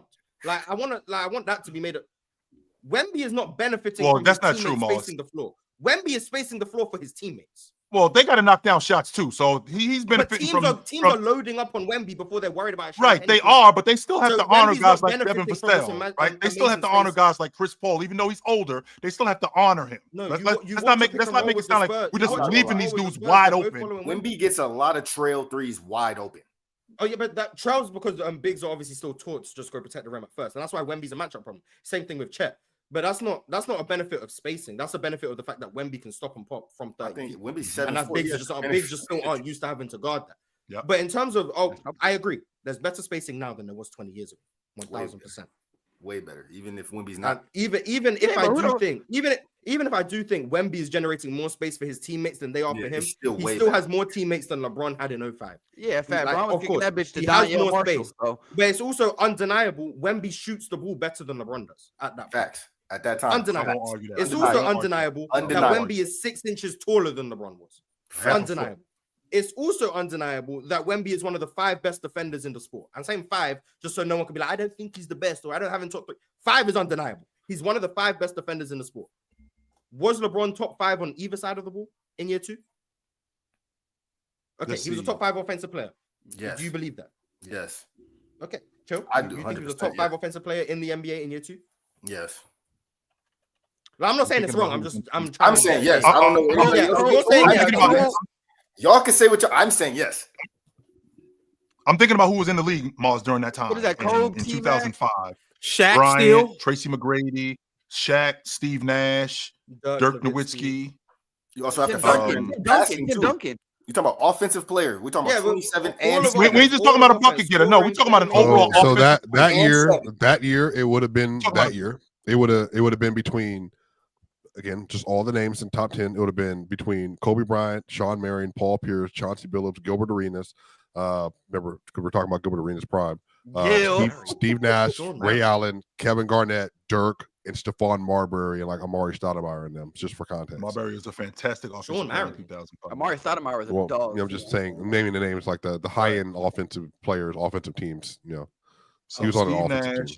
Chris Webber, like guys like Chris Webber, they were over. Chris Webber was finished. You got Allen Iverson, Kobe Bryant, Dirk. Allen Iverson was a bucket. Gil. Whether or not you think D Wade was better at that point, I don't know. Was he a better offensive player than Amari that year? Yeah. In 2005? Yeah. In 2005? Yes, he was. But you're saying Amari, Chill? Chill, you're saying Amari? Well, Amari, that was like Amari's best offensive season, basically. So, I mean, for sure, LeBron was third in the league. I feel like third in points. I feel like if we're questioning if LeBron was a better offensive player than Amari at that point, I don't feel like we should be having the Wemby conversation. Right okay, is Wemby a better defender, Chill? Then Amari do Wemby dirty. I'm gonna say the name and then Chill. You tell me what. Amari. That's not a point. I know, but I just have to throw it out there. You know what I'm saying? Amari. So you got Rudy Gobert, Anthony Davis, Bam Adebayo, Evan Mobley, Jared Allen, Giannis Antetokounmpo, Ivica Zubac this year. Who am I missing? Oh, Chet Holmgren, Isaiah Hartenstein, and then just do J-Dub or whatever. I don't know. Embiid. Are you just talking about this season? I think Claxton is up there too, but keep going. Who is he? How many of those players is Wemby a better defender than for you? Oh, 9 of them. Anthony Davis is the guy who I don't think he's a better defender than Anthony Davis. I think it's close between him and Evan Mobley. I think he blocks more shots than Evan Mobley. Where you at that on Triple J? He better than Triple J too. Yeah, they're gonna keep hating on Jaren Jackson. Is what it like. They're just gonna keep hating. He doesn't rebound enough, so he's just not good. That matters, Marz. I don't understand why you don't think that matters. I never said it doesn't matter, but everything else he does just gets rejected because he doesn't. No, it doesn't, because he's an elite rim protector. He ain't Wemby. Spoke about Jaren Jackson all year, and he's having the best year of his career. I'm about to say Triple J. Anytime Jaren Jackson gets brought up, the first thing I hear from you is he doesn't rebound. I'm sorry to get thrown off the track, Swiper. To answer your question, Anthony Davis, I think is better. I think it's close between him and Evan Mobley. I think it's close between him. I actually think Bam is not this season. Bam has not been better than him this season as a defender. No. Nah. To be honest with you, maybe just Evan Mobley, Anthony Davis. That's as far as I'm, because I watched and Rudy Gobert, because I watched Jaren Jackson fry Giannis' ass last night with the same thing. It wasn't nothing different. All he was doing was going to the weekend. That was it. And Giannis couldn't do anything with him. Nothing. It wasn't like he was giving Giannis a bunch of different things. All he did was go to the weekend, and he kept scoring on Giannis. I'm thinking to myself, are you going to get on that left hand? What's the deal? Yeah, Jackson, good. I don't know what to say, but yeah, I think it's a valid question. I'm taking Wemby because I have less. My last point. Bron was 3rd in points and 7th in assists, and we asking what about his offense? Like, he was a top 7 offensive player that year, bro. Well, I mean, off like pure numbers, I guess. But I mean, I guess off pure numbers, sure. But like, Steve Nash was like top 200 in points and was like 1st in assists, and I still think he was a better offensive player. Now, I don't think it's just based on points and assists. Yeah, but I'm saying that's the point I'm making. I just don't think points and assists illustrate how good you are on offense. Like when you look at the flaws in which LeBron had, which is like we're talking about Bron. The outside shooting, the shot selection, some of the decision making was still very questionable at that point with LeBron. The lack of a post-up game, like the lack of consistent things he could go to. Like, I do think, despite the numbers, there was still. I hear you. And so would you say scoring? And yeah, for sure. And we talk about the numbers, Jay. Sure, but no. But I also think he led the. I think he led. You could poke holes in Wemby too. I'm saying, do you think Wemby's game is more Wemby to LeBron? So we could poke holes in Wemby too. Is Wemby's offensive game more mature than where Bron's was? No, LeBron's better offensively than Wemby is. Not at all. Not at all. Okay. Bron's game was way more mature. Okay. Wemby be doing dumb shit, bro. Like this is LeBron crazy. was doing dumb shit too. He was, but he was dominant. Yeah. With nobody on his side. They're dominating despite. Wemby should just look bad because he's 7'3" and Bambi. It's just that I feel like the difference is with Wemby is like when he takes a bad jumper. I think people get more. LeBron was living off taking terrible shots. You're right. When Wemby takes jump shots and he starts missing, people are like, "Why are your big ass not down the paint?" Hold on, y'all. By the way, I just want to add this context. This is from Bill Simmons on the i.e. the Luka trade. From the Bill Simmons podcast. Apparently the deal got whittled down. Instead of being, it was actually going to include Anthony Davis plus multiple first and Dalton Connect. But apparently Bill Simmons, per Kurt Goldsberry, the deal got wilted down, and Rob Pelinka basically was able to convince the Mavs that Luka's a lot of risk, i.e. his drinking and weight problem. So basically Rob Pelinka talked Nico Harrison down to AD Christie. They call him a boy. I don't need that much. I don't need that much. That's just called negotiating. No, that's not. All right, Swiper. He spiked that man's coffee. That's just called negotiating, man. Okay, I'm not. Look, you're basically saying the kid can't stop drinking. You're basically saying the kid. That's what I'm getting from this. That's what I'm getting from this. That's basically what they're saying. That's basically what they're saying. And we don't know that to be true or false. I don't know how much. Rob Pelinka played him. If that. Well, no. I'm saying though. How do we know? Why would Rob Pelinka bring that up? Because he played him. Yes, because if you bring it up, that means that it's well known that he's a drinker. and we don't want to deal with that. He was a well-known drinker when he took him to the finals. Having a drinking problem is something that gets it affects you more and more as time goes on. And mind you, I'm not saying he does. They said he does. They said he does. I didn't say that. They said it. So if he does have a drinking problem, obviously it's like, nah, I can't give you all that because dude might. He have a weight problem though. Yeah, if you're 270, you're 270 for a reason. You got to put down the brewskis. You know what I'm saying? You got to put down the brewskis. Why are they trying to slander Luka name like this? Now he's an alcoholic. Now he's a drunk. Bro, why is he slandering himself like this? Why is he slandering himself like this? The drinking, the weight gain, that shit go hand in hand. Exactly. That's what I'm saying. Now, mind you, once again, I want to put it on record. I didn't just come up with this. I didn't say that. No. They said this. If you're a drinker, bro, I'm not slandering you if I'm telling the truth. If you drunk all the time and I say, oh well, he's an alcoholic, I'm not just saying it. They treated my boy like he. They treated Luka like he LO. They treated Luka like he LO. All right, y'all. I'm jumping into these super chats right now. Make sure you like the video. Make sure you send through super chats too, and make sure you ultimately subscribe to the Players Choice channel on YouTube. Also, salute to everybody that's watching on Twitter. It's about 400 of y'all. Appreciate y'all for joining up. All right, let's get into it. MP13 sent through a members chat. He said the unprofessionalism in Dallas is unreal. I wouldn't say Bro, that. I mean, like I said earlier in the show, Nico, the same dude that was at Nike and fumbled the Steph Curry deal. Like, and they saying during that pitch when he was trying to pitch Steph Curry to sign the long-term deal with Nike, he was using Kevin Durant PowerPoint and just switched the names on it damn near. That's what they said. So they talking about unprofessionalism in Dallas. I expect this shit. I truly do expect it. Like they said he called him Seth too.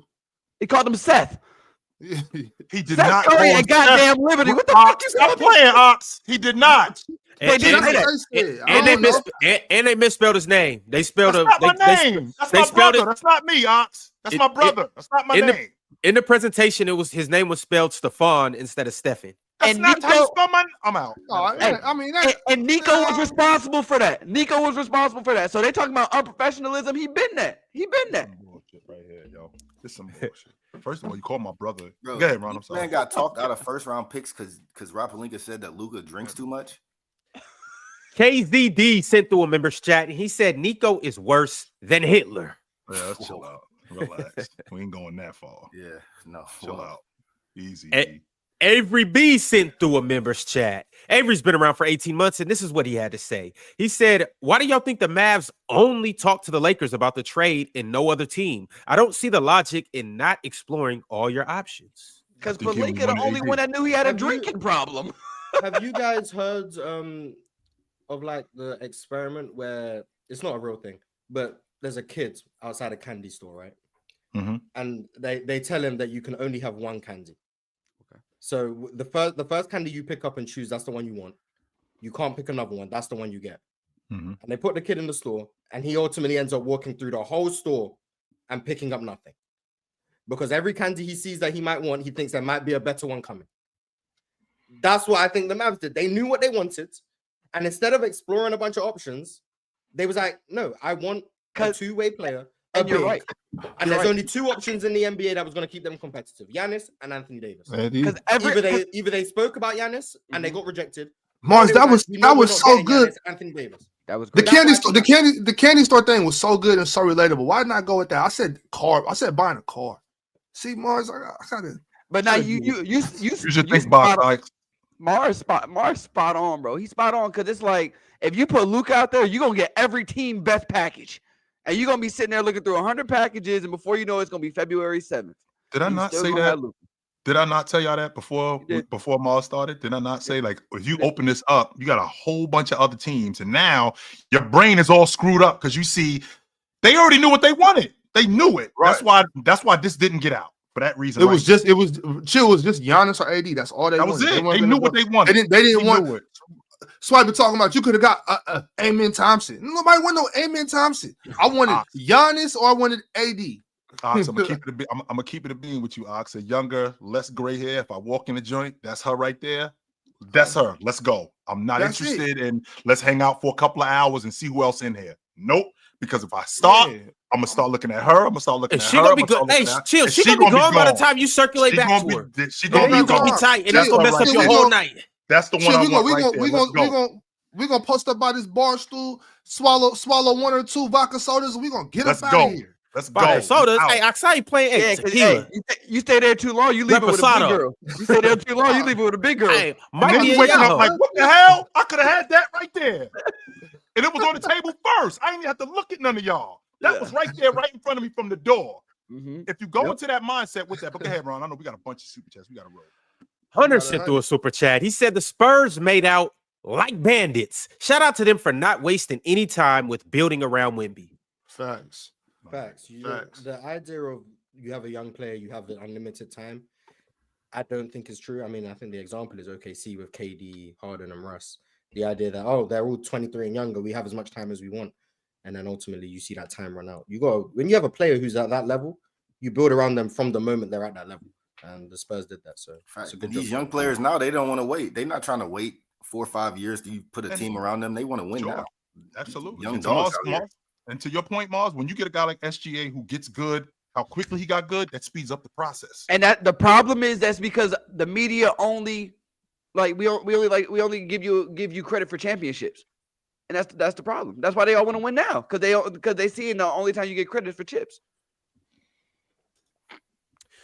We got a couple new members. The first one is Jalen. The next one is Via CT. Danny Kang also became a member, and Goose as well. Salute to them. And I got a members chat from Toast the Goat. Toast said, nah. The craziest thing is, man ain't even asked for no draft capital. While my Warriors dying of thirst in the Sahara. Man, someone him up Mike Dunleavy for me. Now remember too, right? So if the Lakers are going to be what y'all think they're going to be, we don't give about them draft picks. What they're going to be, 26, 27? We don't care about those. No. That's facts. Woodage 84 sent through a members chat. He said 1994 Nick for Manning to Luka for AD in 2025. No. Manning was decent. He was decent. Now, Anthony Davis is way better than 1994 Dominique Wilkins. Dominique Wilkins coming off an Achilles tear in 1994. Don't do that. Yeah, that's insane. No. That's insane. Hell no. And Achilles in 1994, your career damn near kaput. You done. ACL and Achilles tear in the night. That shit was a death sentence. Yeah, for sure. Almighty Scambo became a member. Shout out to my man Scambo. And then he sent through a members chat. Scambo had this to say. He said, Dallas got to deal with Jerry Jones. Now this, laughing my ass off. That is kind of funny. It's rough out there in Dallas, man. Yeah, that's tough as hell. Shit. MP13 said, I don't give a damn if Luka can't play defense. There's a level of professionalism you are supposed to conduct yourself with when you were doing this. They were supposed to let Luka know beforehand. Why does that matter? If I tell you I'm going to trade you, then I'll trade you, or if I trade you, then tell you you're traded. What does that matter? It's all about feelings. Texas is oh my god! Well, I mean, I think at some point the human part of it is like real. I think there is that. Man, Texas is an at-will state. Yeah, they'll let your ass go when they want to. See you. I do think the human element is a real thing. Like these are humans being traded, and they're humans doing the trading. So like, yeah, no, Marz, it makes sense. Apart and are relevant. Right, Marz, that makes sense. If when I talk to you, if I'm discussing this with you because I want to give you some input on where you're going. Or if I think that we can have a conversation and maybe you can convince me to not trade you, maybe I'm just on the fence about it. If that's the case, then 100% we should talk about this. But if I know you're going to LA, there's no reason for me to bring it up to you. I'm going to trade you and I'm going to go holler at you like, hey, man, pack your shit. You're going to La way. I mean, it's not like Luka playing. Not in those words, obviously. I'm just saying. But like you could have told him, in like, those words, maybe even just a few days prior, like. You're probably gonna be going to LA. Let Luka get his affairs in order. He had a child like 10 months ago. I don't think Nico couldn't say anything. If that shit got out at all, I think that it wouldn't happen. I truly believe that. It can't. It wouldn't have I happened. can also, gotta I can stay also right understand here. people saying it's disrespectful. Like, I feel like Y'all talking about Nico telling. Two things could be true, Marz. Two things could Yeah, definitely like, be true. I'm It's Yeah. business, man. It's just I business. Nico clearly Business don't can fuck be with disrespectful. Luka. Like He doesn't. Let's keep that a being right there. Yeah, Just like say it one more time. He do not fuck with that man. He So, like, don't. calling him. And I'm good on you, there's B. always that. I'm straight on you. I'm good. I guarantee he had that conversation face to face with Luka. They would have been fighting in that. I'm saying, but at the same time, though, you tell Luka once again, like I said earlier, who knows? Maybe Luka's happy. Like, damn, I get to go play for the Lakers. You know what I'm saying? Like, he's moving to LA. It's really like nobody ran a foul against Luka. The only thing, like I said earlier, may be the fact that he's not going to be eligible for that 350. But if I don't want to pay you, yeah, that's big. But like, if you were no defense playing alcoholic, I ain't giving you $75 million a year. I hear you. But like from Luka's perspective, no matter what, this is like Luka's taking this disrespectful. Like Luka, if you're Luka Doncic, you feel disrespectful. Oh, it's up. Yeah, we all know the type of dog Luka is. We all know the type of demeanor Luka has. I guarantee you, Luka feels some type of way against everybody, not just the Mavericks. Everybody. But now they traded him, and now they kicking his back in. They telling him an alcoholic. They saying he's 270. Like they're saying every negative. February 25th gonna go crazy. February 25th gonna go crazy. I was about to say, Ron. So like when you, I'm sorry, I just tripped myself up. Anyway, that's what I'm saying, Ron. So when you see me, is it on? Is it on site? Yeah. When you see me now? On site. Don't even come around here thinking we not about to get him up. We getting him up. It's on site now. You go feel my fist and the pavement. You traded me and called me a drunk. I'm happy to see you. So whenever I see you now, it's on. Yo, I'm telling you, yo, this chat and everybody, man, y'all are some real enablers. Like they went to the front, man. That shit is progressive. Oh, I know some alcoholics, but that shit ain't. You know what I'm saying? Like, but it ain't. I'm telling you, bro, this is not cool. Right. I hope they being overboard. I hope they for real just Michael Jordan was drinking. Michael Jordan was doing more than drinking, but we're not gonna go there. We're not gonna go there on MJ right now. We're not gonna go there on MJ. I got a members chat from the Trib one. He said, I think we'll get Claxton and potentially another guard defender. If I'm Detroit, I'm gonna say what assets do you have because the Lakers. I'm about to say y'all only got one pick to trade. I don't think you get both. That one pick was somehow they'll split the pick in two and send it to both teams. I don't like the Lakers can do whatever they want. Clearly. Yeah. 9-7 till infinity. With the members chat, he said nothing but a money move. I feel for the Mavs. Mind Goblin said typical oxen chill, always hating on Luka.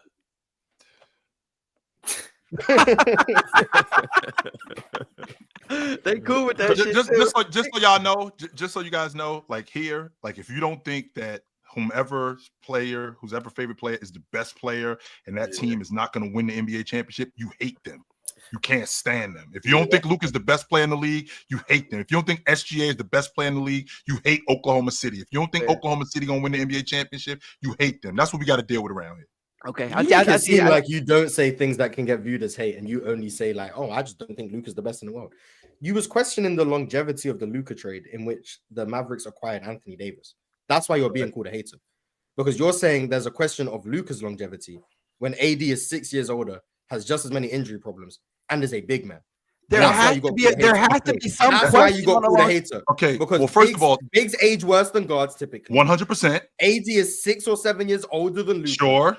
Yeah. And you question the longevity of Luka. Okay. That's why you got called a hater. There has to be some longevity. Number one.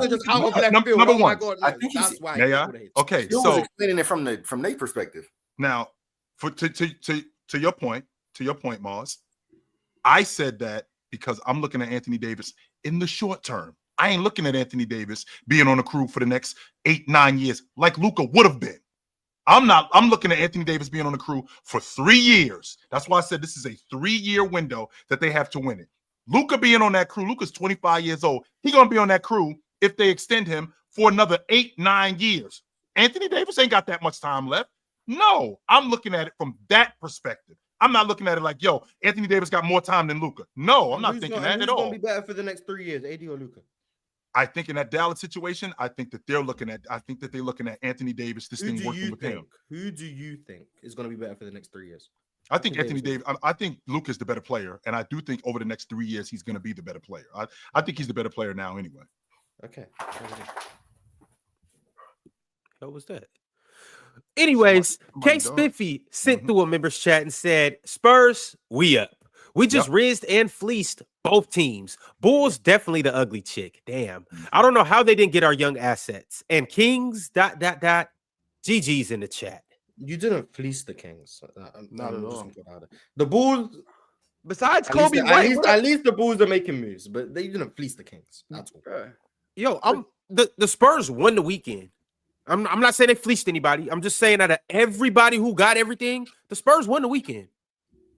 I'm happy that you're real high on De'Aaron right now. You know the Lakers got Luka Doncic. Yes, but they got Luka with a 40-year-old LeBron, and you guys keep saying they have one pick. We don't need to overthink that. The team that got Luka won. Okay, you can say that. I'm saying the team that has Victor Wembanyama, the team that has a bunch of other first round high level draft picks, the team that got De'Aaron Fox. The reason the Spurs won is because they didn't have to give anything up. I got Stephon Castle, I got Stephon Castle, Devin Vassell, Victor Wembanyama. I am all of that before. Okay, and you got De'Aaron Fox with that. Yeah, and you didn't have to give nobody up. And you didn't have to Luka. Yo, that's like the Lakers getting Luka and not giving up AD. That's literally what that's like. No, it's not. Yes, it is. Because if they got Luka and didn't give up AD, then we're talking about something more than what we're talking about right now. I'm talking about something more than what we're talking about with the Spurs. The Lakers did lose AD though, Marz. Yeah, for sure. The Spurs didn't lose any. That's what makes them not the biggest winners of anything that you could possibly win in life ever. That's what makes that not the case. They still won the weekend. They got Luka Doncic. They won the weekend. The Spurs got better for sure. Absolutely. Congratulations to the Spurs. They got better. The Kings got better. Congratulations to the Kings. They got better. The Mavs believe they got better in the short term. Congratulations, I guess. Whatever. Cool. The Bulls. A lot of teams think they want. The Jazz got Jalen Shafina. Cool. Whatever. Cool. The team that got Luka won. Sometimes it's as simple as the team that got Luka won. Sometimes that's the case. This is one of them times. Yeah, I disagree. The team that didn't have to give up nobody and got who I believe is a top 5 caliber point guard. Like, yo, I'm right there with you, Ron. It's up in San Antonio. Yep. You got all NBA caliber point guard for nothing. Amazing trade. Absolutely. Luka gonna be in Palm Springs and one of them rehabs. So this man is crazy. Okay. Well, great rehab. They got some wild as hell, yo. Stop it. Shit, they got some really nice rehab facilities. Luka's gonna put up 30 and have a billboard in LA. Sponsoring Hennessy. Don't matter what it's sponsored. It don't matter. 30 points per game. All right, my next super chat is from Switchblade98. Switchblade said, "You know whose dream growing up was not to play for a team like the Lakers? It's Wemby. His dream growing up was to play for the Spurs like his idol. Wemby won't leave the Spurs. Spurs are well run, unlike the Mavs." I wonder if he said that. I wonder if he said that when the season started in October. Luka will never leave the Mavs. We don't know what's going to happen in a year from now or in 5 years from now. Wemby might be gone. We don't know. Maybe they're trying to build around Diarra. Maybe they trade Wemby tomorrow. Who knows? That's insane. You never know. You never know at this point. Nothing's off the table. Nothing off the table now. Maybe. I don't know. Wemby for Brian. Players Choice Dave gifted 50 Players Choice memberships. And if you are one of the people that got one of the memberships, first off, make sure you subscribe. Second off, make sure that you like the video. Third off, I'll see you tomorrow. Lucky you. Dubs Bestie sent through a super chat saying they probably traded Luka because he an a-hole, but all the greats are a-holes. MJ, Kobe, etc. No need to be liked to be great. I think the Mavs GM is just soft. That's possible. It's possible. Yeah. But like I said, it's business though. So if you're an asshole, as long as you're doing your job and you know what I'm saying, where you're supposed to be. You don't trade that asset, bro. But you trade that asshole. Not just because of that. Not just right. I can't trade you just because you're a jerk. Like if you're an asshole, I can't trade you just for that. You know what I'm saying? Like especially when you're as good as Luka is. Yeah, being an asshole ain't enough to get you traded. Just because I don't like you? Nah. It's crazy. Reggie Lewis became a YouTube member. Kellen Johnson 80 became a YouTube member, and Elias Aronson sent through a members chat saying Hawks won a trade. Officially, Hawks still up. They feel me? They ain't Try got to- Luka gone. Trey Tried still to tell there. y'all this years ago. See, y'all just like short-sighted. That's your problem. That's your That's problem. what Ron was talking about. He knew Luka weren't there for the long time. Basically, Feel me? you know. Trey Young leading the league in assists. Facts. Just so you know, Ox, you know, the Bulls won the NBA championship 6 times in 8 years. You know what? I think I could tolerate you if I don't like you if we doing that. Right. I could tolerate you. Just a reminder, we are going to be on the main stage on Playback tonight. We are joining Gil's Arena up there. We'll be watching the Rockets versus the Knicks. It's going to be a good-ass game, and it's going to be at 7:30 Eastern time. So I know I'll see y'all there. Your ugly boss man sent through a members chat, said, is this the craziest week in NBA history? Chill. Was this the craziest weekend in NBA history? In recent memory, yeah. Mm-hmm. Not for me. I just don't think this is all that crazy. This is ridiculous. Stars don't get traded for stars. That doesn't happen. I ain't gonna lie. Braun was supposed to come to the Knicks. When he did that fucking sit down at the Boys and Girls Club, that was the craziest shit I ever seen. Y'all dropped the ball on that. Y'all goofy asses taking them, showing them what the parade route gonna be in New York. Hell no, I ain't coming here. I don't want nothing to do with that shit. Craziest shit I ever seen was KD going to the Warriors. That was the craziest shit I ever seen. That was crazy. That was insane. Probably Moses signing with Philly. When he signed with Philly, I was like, what? Yeah, that probably was the craziest. 1K I'm just not as Davis. high as Luka as y'all are. That's all. 1K Davis sent through a super chat saying, looking towards the future, yet trades for a 32-year-old injury-prone player. In the The short future term. is 3-4 years. So In the short term, that's it. In the short term. yeah. That's all that He doesn't is. care about what happens after 2030. It doesn't matter. That's it. In the short term. Corey 10 became a YouTube member today. Salute to Corey 10. Thanks for joining, my man. Bandit SPS said Patrick Dumont Mavs new ownership is cheap, and this was a business decision and not basketball. Mavs wanted a competitive enough team without paying anyone a super max. Mavs ownership.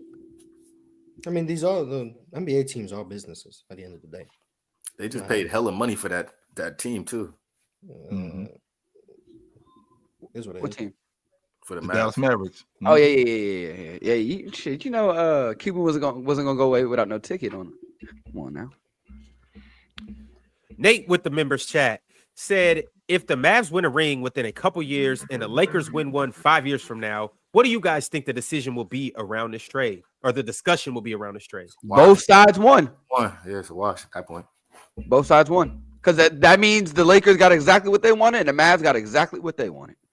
And I'll still be saying the Lakers won the trade. For sure. Because they got potential at more championships after that one. So Mavs AD, Clay Kyrie, the quick switch up. I like it. Hey, just for context, his name used to be Mavs Luka Clay Kyrie. Now it's Mavs AD Clay Kyrie. So he's standing on his 10 toes. I respect it. He said Ox is right. Nico tired of Luka's conditioning, got injured in the preseason, injured 2 weeks into the season, and Christmas. Now follow recovery protocol, or not following recovery protocol. We said he was a top 3 GM. I hope Nico is right on this. I like him. saying, He a Mavs fan. He's still a Mavs fan because he not just a He really switched up No, on but Luka. the Mavericks switched up on Luka, but Luka switched up on himself. You're a professional athlete, bro. You have to take care of yourself. You can't show up out of shape. There's just certain things you can't do when you're a professional athlete. I don't understand how come y'all want to give passes to players.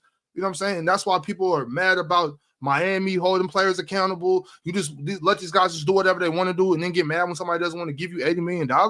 That's crazy, bro. Because they're so good, huh? That's why. Because he's so good. We gotta look past for most people, the ends always justify the means. If you make the Yeah, finals, 'cause he's so whatever, good. anything else you do doesn't matter. You made the finals. a lot of people got to remember too. They get these players when they kids, when they're young, and you don't know what kind of man they gonna become. You feel me? So you get Luka at what 19, 20 years old, and now you see what the hell going on. So I'm saying let's say you sign him to that. Let's say you do sign him to that contract, and let's say that what they're saying is true, and you know what I'm saying, and say he doesn't fix that, it gets worse or something like that. Then you already gave him the money, you already signed the contract. Now you just in the hole. Like you got to think about that type. Luka gonna be looking like Eddie Curry. Is that what you could, bro? You could trade. But your value would drop. His value would drop significantly. They be around him. They be around him so much that they know what he's doing, what he's not doing. But we don't know. Like I'm just speculating based on what they're saying. So there's got to be a reason, bro. You don't just trade Luka Doncic, bro. Like be realistic about it for a second. You're not just gonna trade Luka Doncic if this stuff isn't true. There has to be a reason. Yeah, I wouldn't even have done. I wouldn't even have tried to Luka Doncic if there wasn't something going on. If it was true, or if there was if it was close to true or some truth, why would they give up AD for Luka then? If this is true, why would the Lakers do it? Because it's Luka. Jersey sales, I don't know, man. I'm not sure. They need somebody. Luka's still a baller, bro. Like Luka is still an amazing basketball player. But I'm just saying, if you're looking into the, I got a drunk uncle get a bucket right now. Right. If you're looking into the future and you're looking at the money that you're gonna have to give him soon, and you look at his habits and you see what happens when they're on the road after games, during games, halftime, stuff that I don't know about, bro. There has to be a reason why they traded Luka. But even if you sign him, you don't think you could in 2 years? Luka gets maybe marginally worse. You don't think you could trade him at that point? He's signed. He already paid. Like at that point, you still trade him. But do you get Anthony Davis in return? Yes. No, you don't. In 2 years, no, you don't. AD's gonna be 33. You don't think they would? Yeah, but why would you want AD in 2 years when you already know? But they just asked, would you trade? Would you get AD in 2 years? You would get AD. Well, yeah, in 2 years you would definitely get AD. They probably get AD. Like, he didn't mean AD specifically. He means something like AD. That's what he's talking about. Top 10 player. Yes, you would. If Luka's still averaging plus of 25, 7 and 7. And don't forget the money. Don't forget the money. Bro, somebody's gonna pay Luka that money, bro. It's Luka, and he's a mega star. He's one of the biggest stars in the NBA. You can't just keep saying it's Luka. It's Luka. In a while, like we're talking. Obviously, we're talking about a hypothetical situation, meaning in 3 seasons, if that'll have him at 28 or close to 29 now, and if he does in fact have these issues that Nico or people are saying he has, and he's not getting in shape, continues to get hurt, and you're paying him $76 million a year. We talking worst case scenario. Well, yeah, that's what we was talking about. Worst case, like you know what I'm saying? You can't just say, "Oh, it's Luka." Also, are not giving Luka the credit. Like he loves basketball. Like he wants to win too. Like he's not finna just continuously come back out of shape every year, losing. He wants to win. He keeps doing that. He keeps coming in out of shape. If you love basketball that much, you need to put down the brewskis. But the brewskis got him to the championship. Oh, Mike Philly had to snag you. See, like at 30, it's a lot different at 32 than it is at 24. You can drink and do your thing at 24. When you get 29, 30, 31, and that shit starts sitting on your gut. You can't lose it like that. Luka would be a damn fool to be drinking beers at 30 trying to hoop. Like but if he got a problem, and you just told me that Jordan, you just told me that Jordan was doing that at 35 to 34. Jordan work ethic was different. Jordan work ethic 100%. But my point is if Luka got a problem, then there's really nothing that unless you go get that problem handled. It's just gonna MJ was still gambling. He had a problem. He was still gambling. A problem though. He been winning. He been cooking people. He's been putting up crazy stats. Luka, not MJ. We please. And on top of that, MJ gambling did not affect his game. Drinking beers will affect your game. Michael Jordan was doing more than it would have affected his game. Here's the difference. And I know we got to move on, Ron, but here's the difference. Jay actually was in shape. Jay didn't come in the camp fat and out of shape. That wasn't going on with Jay. He didn't get out of shape in the middle of February either. That wasn't going on with him. Man, Ligma sent through a members chat and said, please talk about Adelson's enforcing move to Vegas. Do we know what this is about? I don't know. I know Miriam Adelson owns the Mavericks. That was the stuff that Swiper was alluding to. They're saying that the Mavericks want to go to. They're trying to get a casino. They're trying to get. That's the stuff Swiper was alluding to. That's way beyond my expertise. And if they are doing that, that's a big business. I can't be mad at them for doing that. He says big business, man. Right? They just built a new arena not too long ago. Zulu became a YouTube member. Shout out to Zulu. Thanks for joining up. Nate sent through another super chat. Said, guys, we have to acknowledge the real winner of the trade. The Utah Jazz with Jalen Hood Schifino, Utah in 4. Yep. Yeah, we didn't even talk about the implications for Utah. Does Jalen Hood-Schifino reach his potential of not being a bum in Utah? Yes. Good to see. Fellas, I got to Hopefully he can bounce. get some real minutes. All right, chill. Merry Christmas. Just got them all, fellas. All right, chill. Yep. All right, chill. Football CF Candy said, if anyone has not seen Darnell Mayberry's report with the Bulls exec, you see how damaging going to games is as that's how they define success. Levine's market wasn't there, waited too long, even still, fire Acme. Y'all about to get my boy He's Ron still a trying to stroke. get You read that shit? Hey, we deal with this every day. But Jay with the super chat said, Mavs in the future are going to have to build from the ground up. I don't think any marquee player in free agency would consider Dallas a destination due to how they handled this trade, not informing Luka. I agree. I agree too. I'm not gonna sign here because you didn't tell somebody right before you traded. Dallas is it's a decent destination. Well, yeah, Texas, superstars be no very taxes. picky. Like they can still get players. They about to move Dallas to Las Vegas, bro. Houston and San Antonio offer those same benefits, That's true. and they respect their stars. I hear you, but money talks. If they ain't got the money and Dallas got the money, it is what it is. So looks like San Antonio gonna have the money because Wemby isn't up for an extension for like 2 more years. Yeah. That's true. Ain't they paying Vassell? Yeah, Vassell on a good deal. He like a 5-year, 124. AD gonna be making 70 million. So like, I think there's priority or 60 something million. I don't know what's that. Reggie Lewis said the biggest winners from the Luka trade is Nike and the NBA. They finally have an elite Euro player in a huge market. They can finally push an international superstar effectively. I mean, does Giannis not count? I feel like they pushing Giannis pretty good. He's not in a big market. He's not, but he still get pushed great. Yeah, I agree. This is all I know. We about to literally see Luka in purple and gold. Facts. That's crazy. That's facts. Crazy. That's gonna be nasty looking. I ain't gonna lie. That's gonna be nasty. His first game, he's gonna have like 14 points, and I'm gonna say that the Mavericks won the trade. That's what's gonna happen. It's gonna be some real hot takes. Miles left with a members chat. Said, Swiper, how much do you honestly think Luka improves? Anybody? I don't know how much he'll improve. I think he'll get to a point where I think he'll be more engaged defensively consistently. But I don't know how much he'll improve in terms of to be 25 and already hit your ceiling is kind of crazy though. But I mean, he's people peak at different times. I don't like the idea of like, oh, you hit your prime at 27. Like, no, everyone peaks at different times. Different players peak at different areas. So I don't know what Luka's improvement is going to look like, but I do think he'll get better. Stunner sent through a members chat and said, I was at the club when Luka got traded. Shit was unbelievable and still is. LOL. But Jimmy Buckets, a son by Thursday? Jimmy for KD? That shit made me throw up. Prince DJ with the members chat said, chill. It's crazy the Lakers got 2 young phenoms. First Kobe at 18, now Luka at 25. If Luka stays here for the next 10 years, I promise you he will be an all-time great Laker. Maybe top 5. Hey, quick question. Is Bron an all-time great Laker?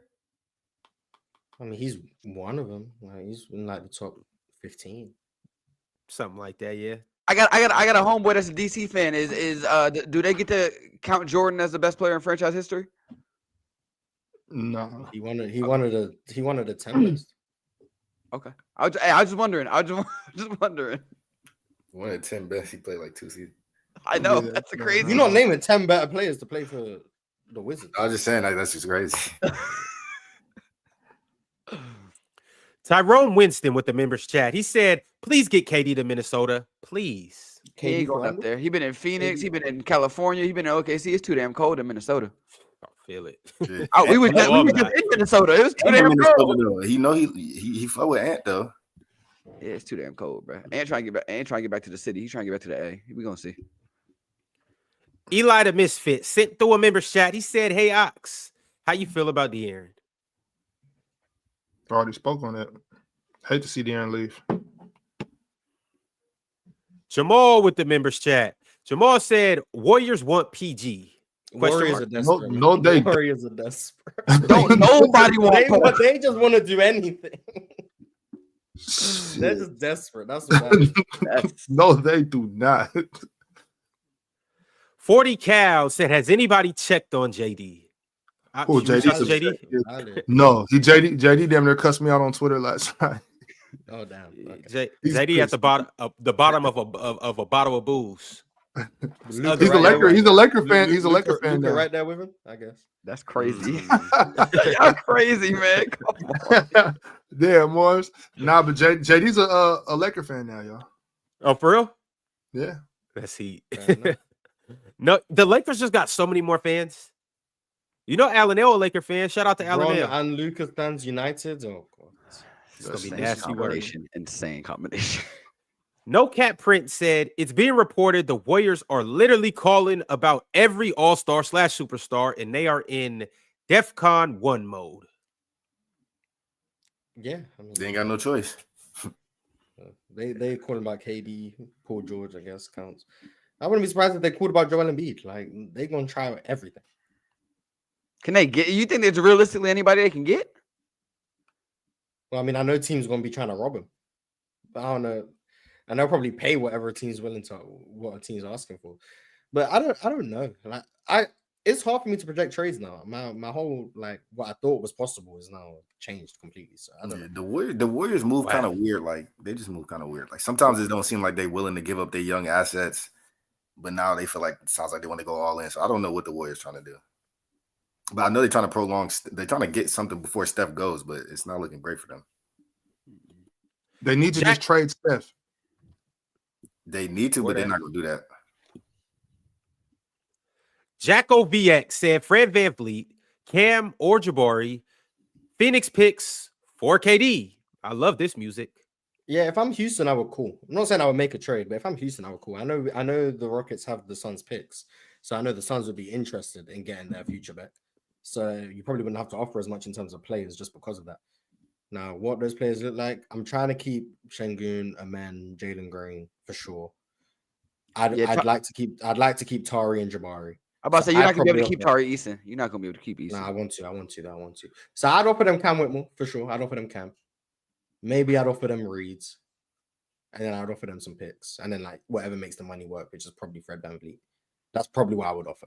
If they say no, then it's just not meant to be. I wouldn't break up my team for KD, especially at his age, but I would call and see what's going on.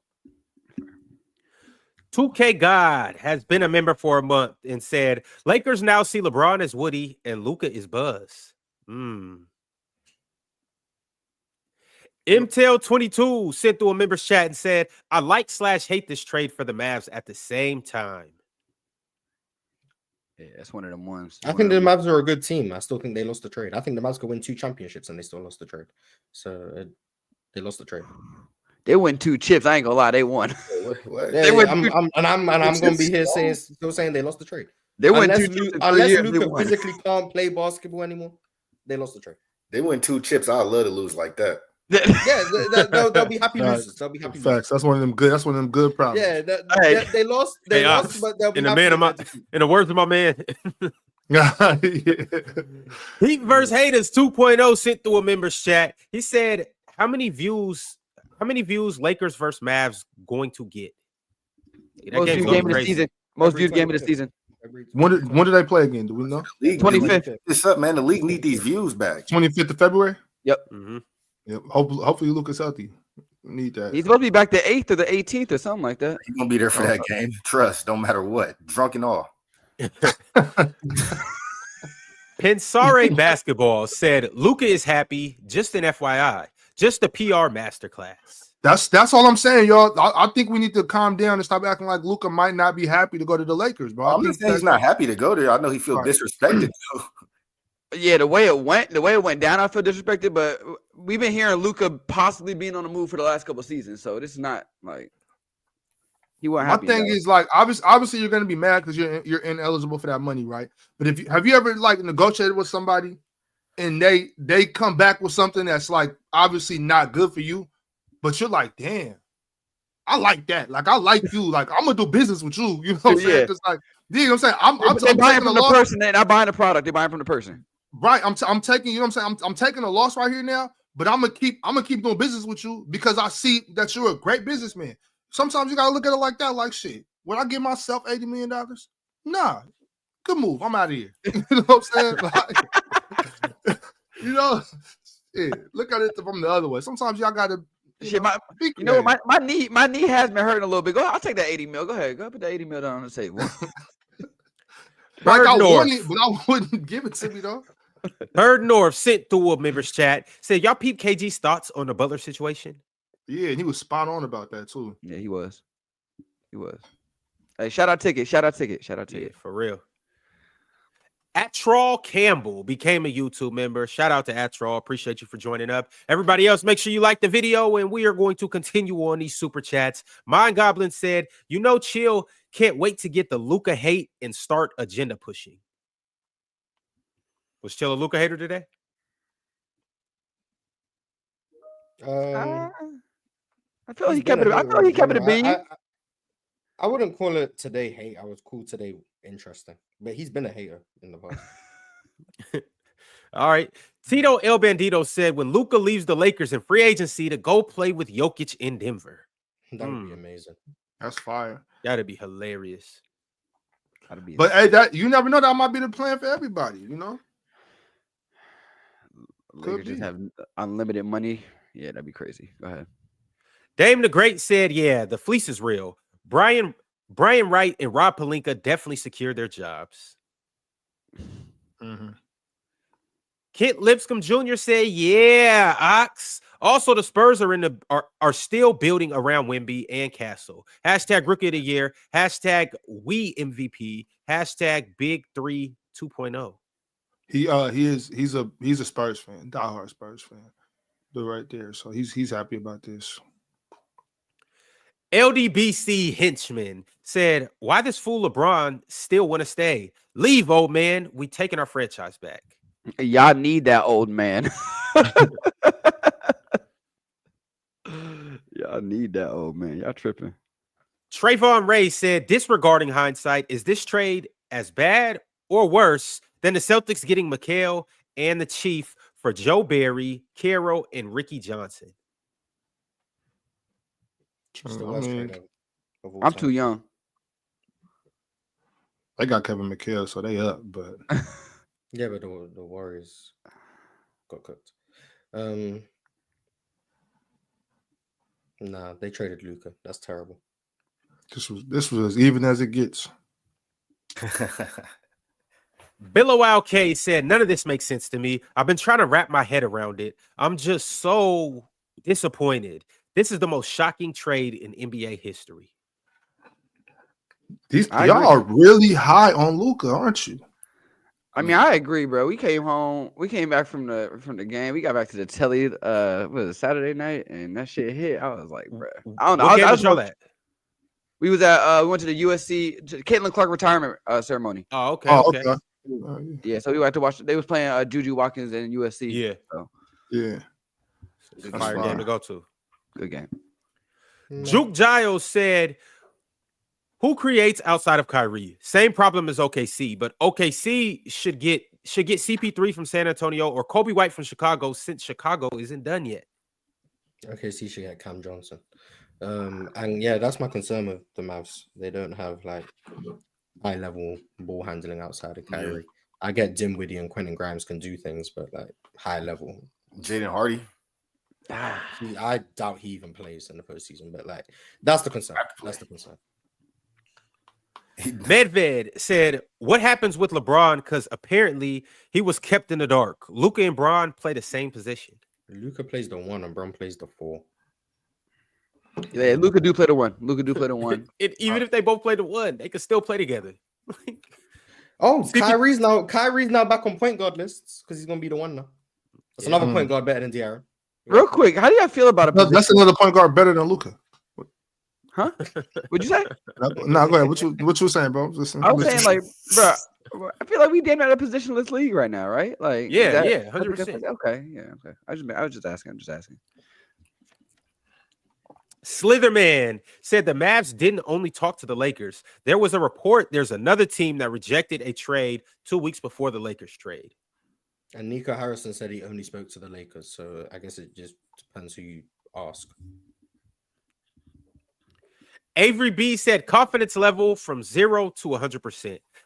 Luka resigns with the Lakers after next season? Question mark. If he walks, this was a terrible trade for LA. The roster is much worse now. I'm going 75-25. He resigns. I like those numbers. I go 90-10. Yeah, I don't think he's leaving. Like, I'm saying the opportunity to play with Jokic. I don't know. That's the one because you keep bringing that up. That's the one where I'm thinking he might. Them boys like this. Them boys like this. So Jokic know he drink too.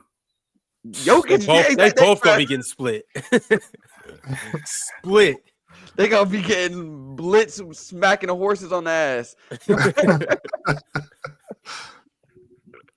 Oh man, Burberry Rims with the super chat said Luka at 225 or 260 pounds dropped 60, 20, and 10. Of course he's going to get better. Swipe a cook in the whole panel. 255 and 270 are not the same thing. That doesn't prove he's going to get better anyway. Luka being good while fat doesn't prove he's going to get better. But 15 pounds is a big difference. It's not. And 60, 20, and 20 is insane. Especially it's not 15 pounds of muscle. No. 20 Hardaway said both teams lost. Mavs got the lesser player, and the Lakers traded for 2 years of Luka just to see him go to the Spurs in 2026. Fox, Luka, Wemby?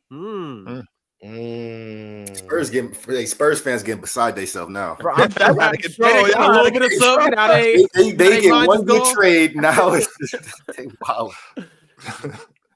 Yo, Los and Jo, talk to me right quick. What's some things you guys got coming up here in the near future? Is there anything we should be on the lookout for? Nothing we can announce officially yet, but y'all can stay tapped in with our content on TikTok, Instagram, YouTube. One thing we can announce, we are starting a women's page where we're gonna post exclusively women's content. We do really well in women's basketball, so we're gonna move over to women's basketball. Yeah, I was watching a couple of y'all videos earlier. You know, hey, Hannah hit a doggo is first off. Hold on, who comes up with your ad libs? We do it on the spot, man. That's Chat GPT. It's no way y'all just pulling that out of y'all bag like that. Y'all bag not that deep, bro. We from Atlanta, bro. This is how we talk. Yeah. We talk in ad libs, bro. Like that's how we talk. So nah, y'all be coming with some heat. Appreciate that, man. Just try to make it fun. Try to, bring some different to the highlights and how people, enjoy and watch sports for the men's side and the women's side and just all around. So like we bring different type of stuff. I did an African wrestling video. So like whatever type of stuff we can find that we think people can be entertained by, we just bring them that content, man. Y'all pulling up the All-Star weekend? We gonna try. We gonna try. Okay. If we gonna be out there, so if y'all out there, be sure to hit me so we can link up. Yes, sir. For sure. Yes, sir. Yeah.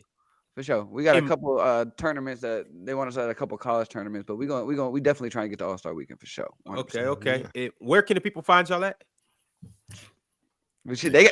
Stoner Sports Network, SSN. You just type it in on TikTok, Instagram, Facebook, YouTube, Snapchat, whatever you got. That's where we at. So Stoner Sports Network, check us out. Yeah, and I post a lot of stuff on my Twitter as well. JAY_3 Shifty.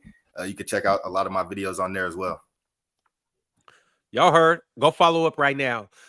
We got a couple more super chats that I'm gonna read, and we're gonna go ahead and get up out of here. DSG Piccolo said, if the Lakers somehow get to the finals this year, Nico gonna need 24-hour security in Dallas. And if the Mavs get to the finals, Rob Pelinka, then Nico gonna go on TV and talk his shit. I'm rooting for Dallas to win a chip. If it's not Houston, I'm rooting for Dallas now.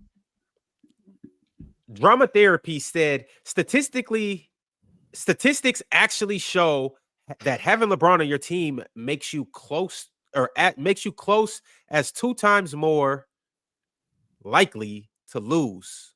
4 to 6.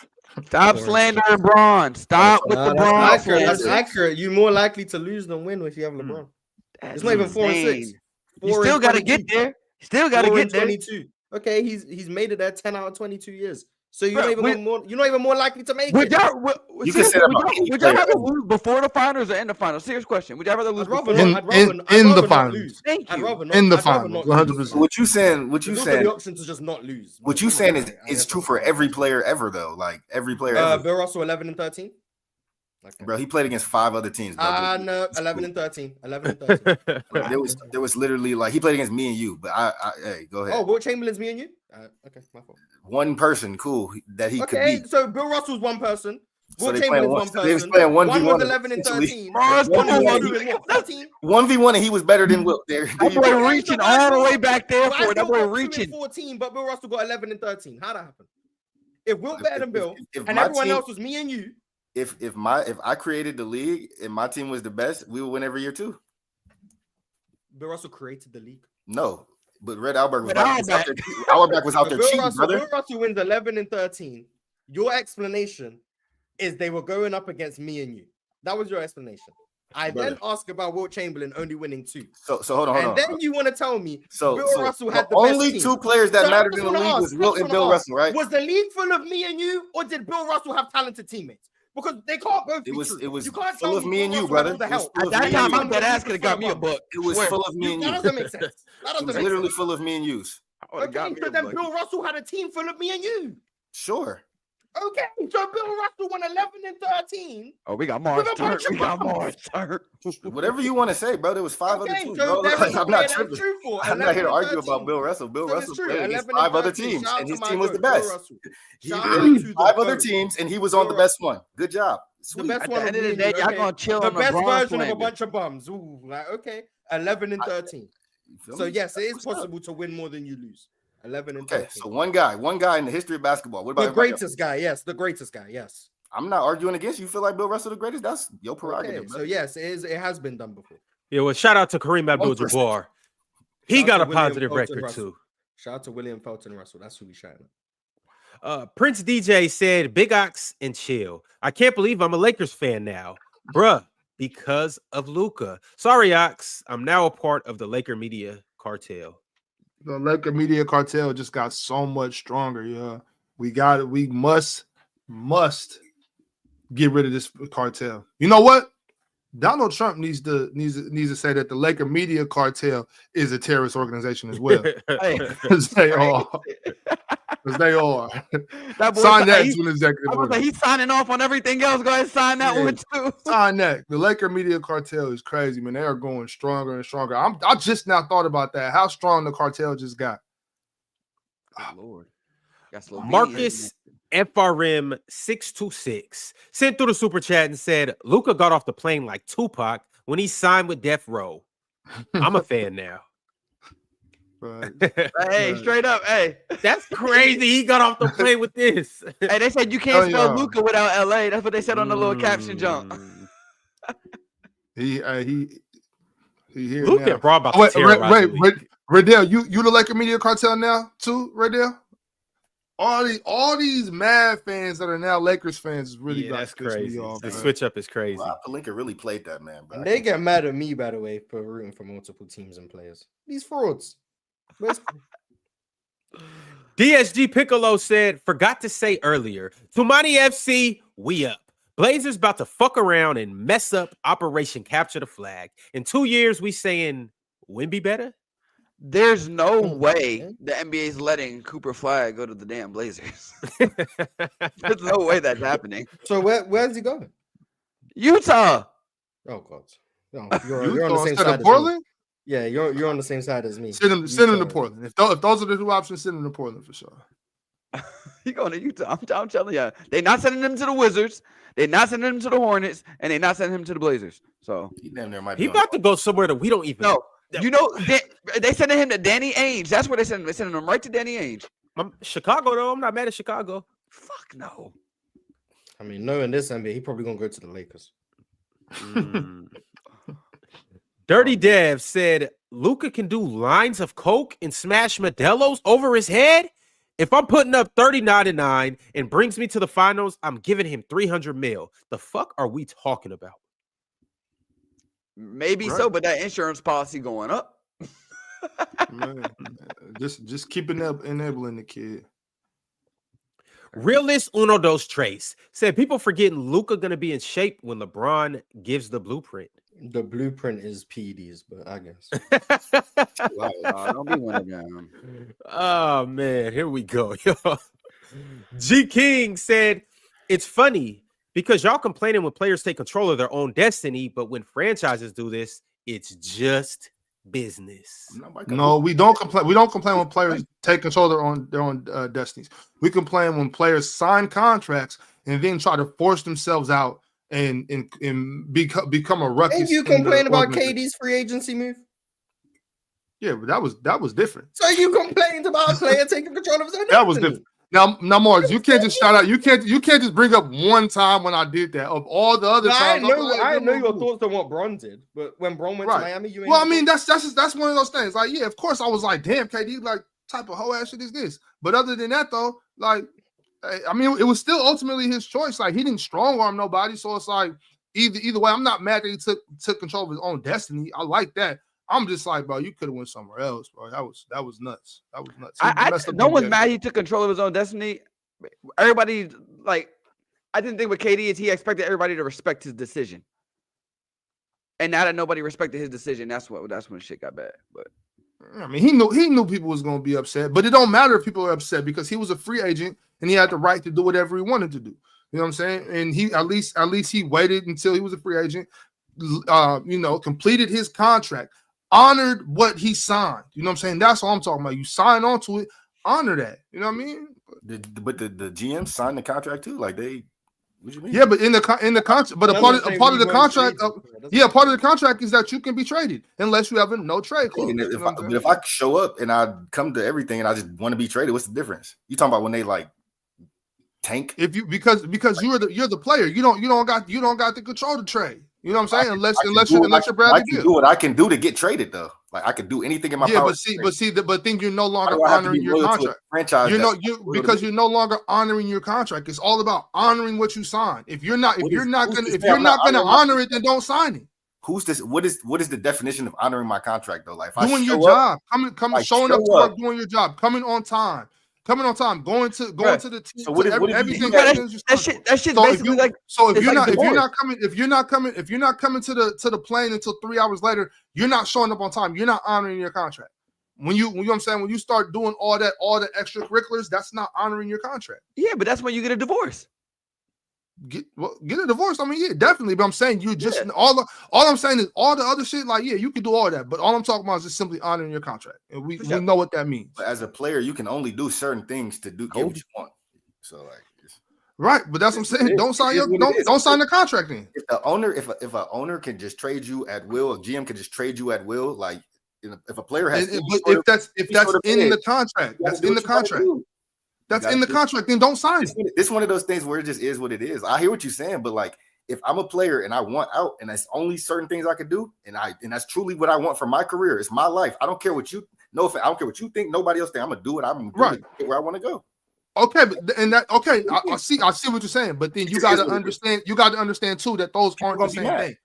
Yeah, but you gotta understand that that's not the same thing. Signing somewhere in free agency and then trying to force your way out of a contract that you signed are not the same thing. You could feel like they're not living up to their side of the contract. But if you are, then it doesn't matter if you feel like you're not. If only thing they gotta do is make sure that check get deposited. That's all they gotta do. As an employee, I gotta make sure that you're not in a toxic work environment, that you're not being harassed sexually, physically, mentally abused, or anything like that. And I'm paying you for what you do. That's my job description. If I do anything other than that, then I'm breaking the contract. I hear what you're saying. It's not as black and white as that when it comes to pro sports. That's like, I hear what you're saying. Whatever's on that contract is simply that black and white. And as an employee, I gotta read this super chat and clock the hell up out of here. So the last super chat is from my man Macho Man 124. Wow. He said JFK getting his brains blown out in front of his wife is less brutal than his trade. This is the one you chose to read, Ron? That's kind of crazy. God damn. I mean, this just lets you know the state of where Mavs fans are right now. So if you are a friend he got shot in Dallas, that's crazy. If you are a friend of somebody that's from Dallas, lives in the Dallas area, or is a Mavericks fan, or even a Luka fan, give them a text, give them a call, send them some flowers, do something, because as you can see, Mavs Nation is going through it. But in the meantime, it's been a real show. It's been an amazing show. Make sure y'all like the video. Make sure you subscribe. Make sure you become a member. We have pinned at the top of the chat. It's a group chat that we do off the show, obviously, and we talk in depth about a lot of this stuff. We are continuously talking about trades and all of this good stuff. I know it is the trade deadline is Thursday, so it's going to be a lot going on. Join that Telegram group chat. Come chop it up with me, Marz, Ox, Chill, everybody else. We'll see you there. Also, follow SSN on all platforms. That's Stoner Sports Network. Fellas, it was wonderful having y'all up here today. Hey, man. LeBron, the Lakers. My bad, bro. Go ahead. Nah, go ahead, bro. I was just gonna say, bro, the Lakers got worse, and I'm so happy about that. Shout out to the dismantling of the Lakers. You know what I'm saying? I'm just so happy that the Lakers got worse. I can't hold in my excitement. Hey, we appreciate y'all having us on, man. It's been fun, bro. We appreciate y'all having us on y'all platform. We are real big fans of y'all, man. Hopefully, we can stay connected in the future. For sure, man. For real. If y'all pull up to San Francisco, hit me. I got you. For sure. All right, man. Tomorrow we'll be back. Power rankings. Y'all pull up. Can't wait to see where the Lakers fall now. 25.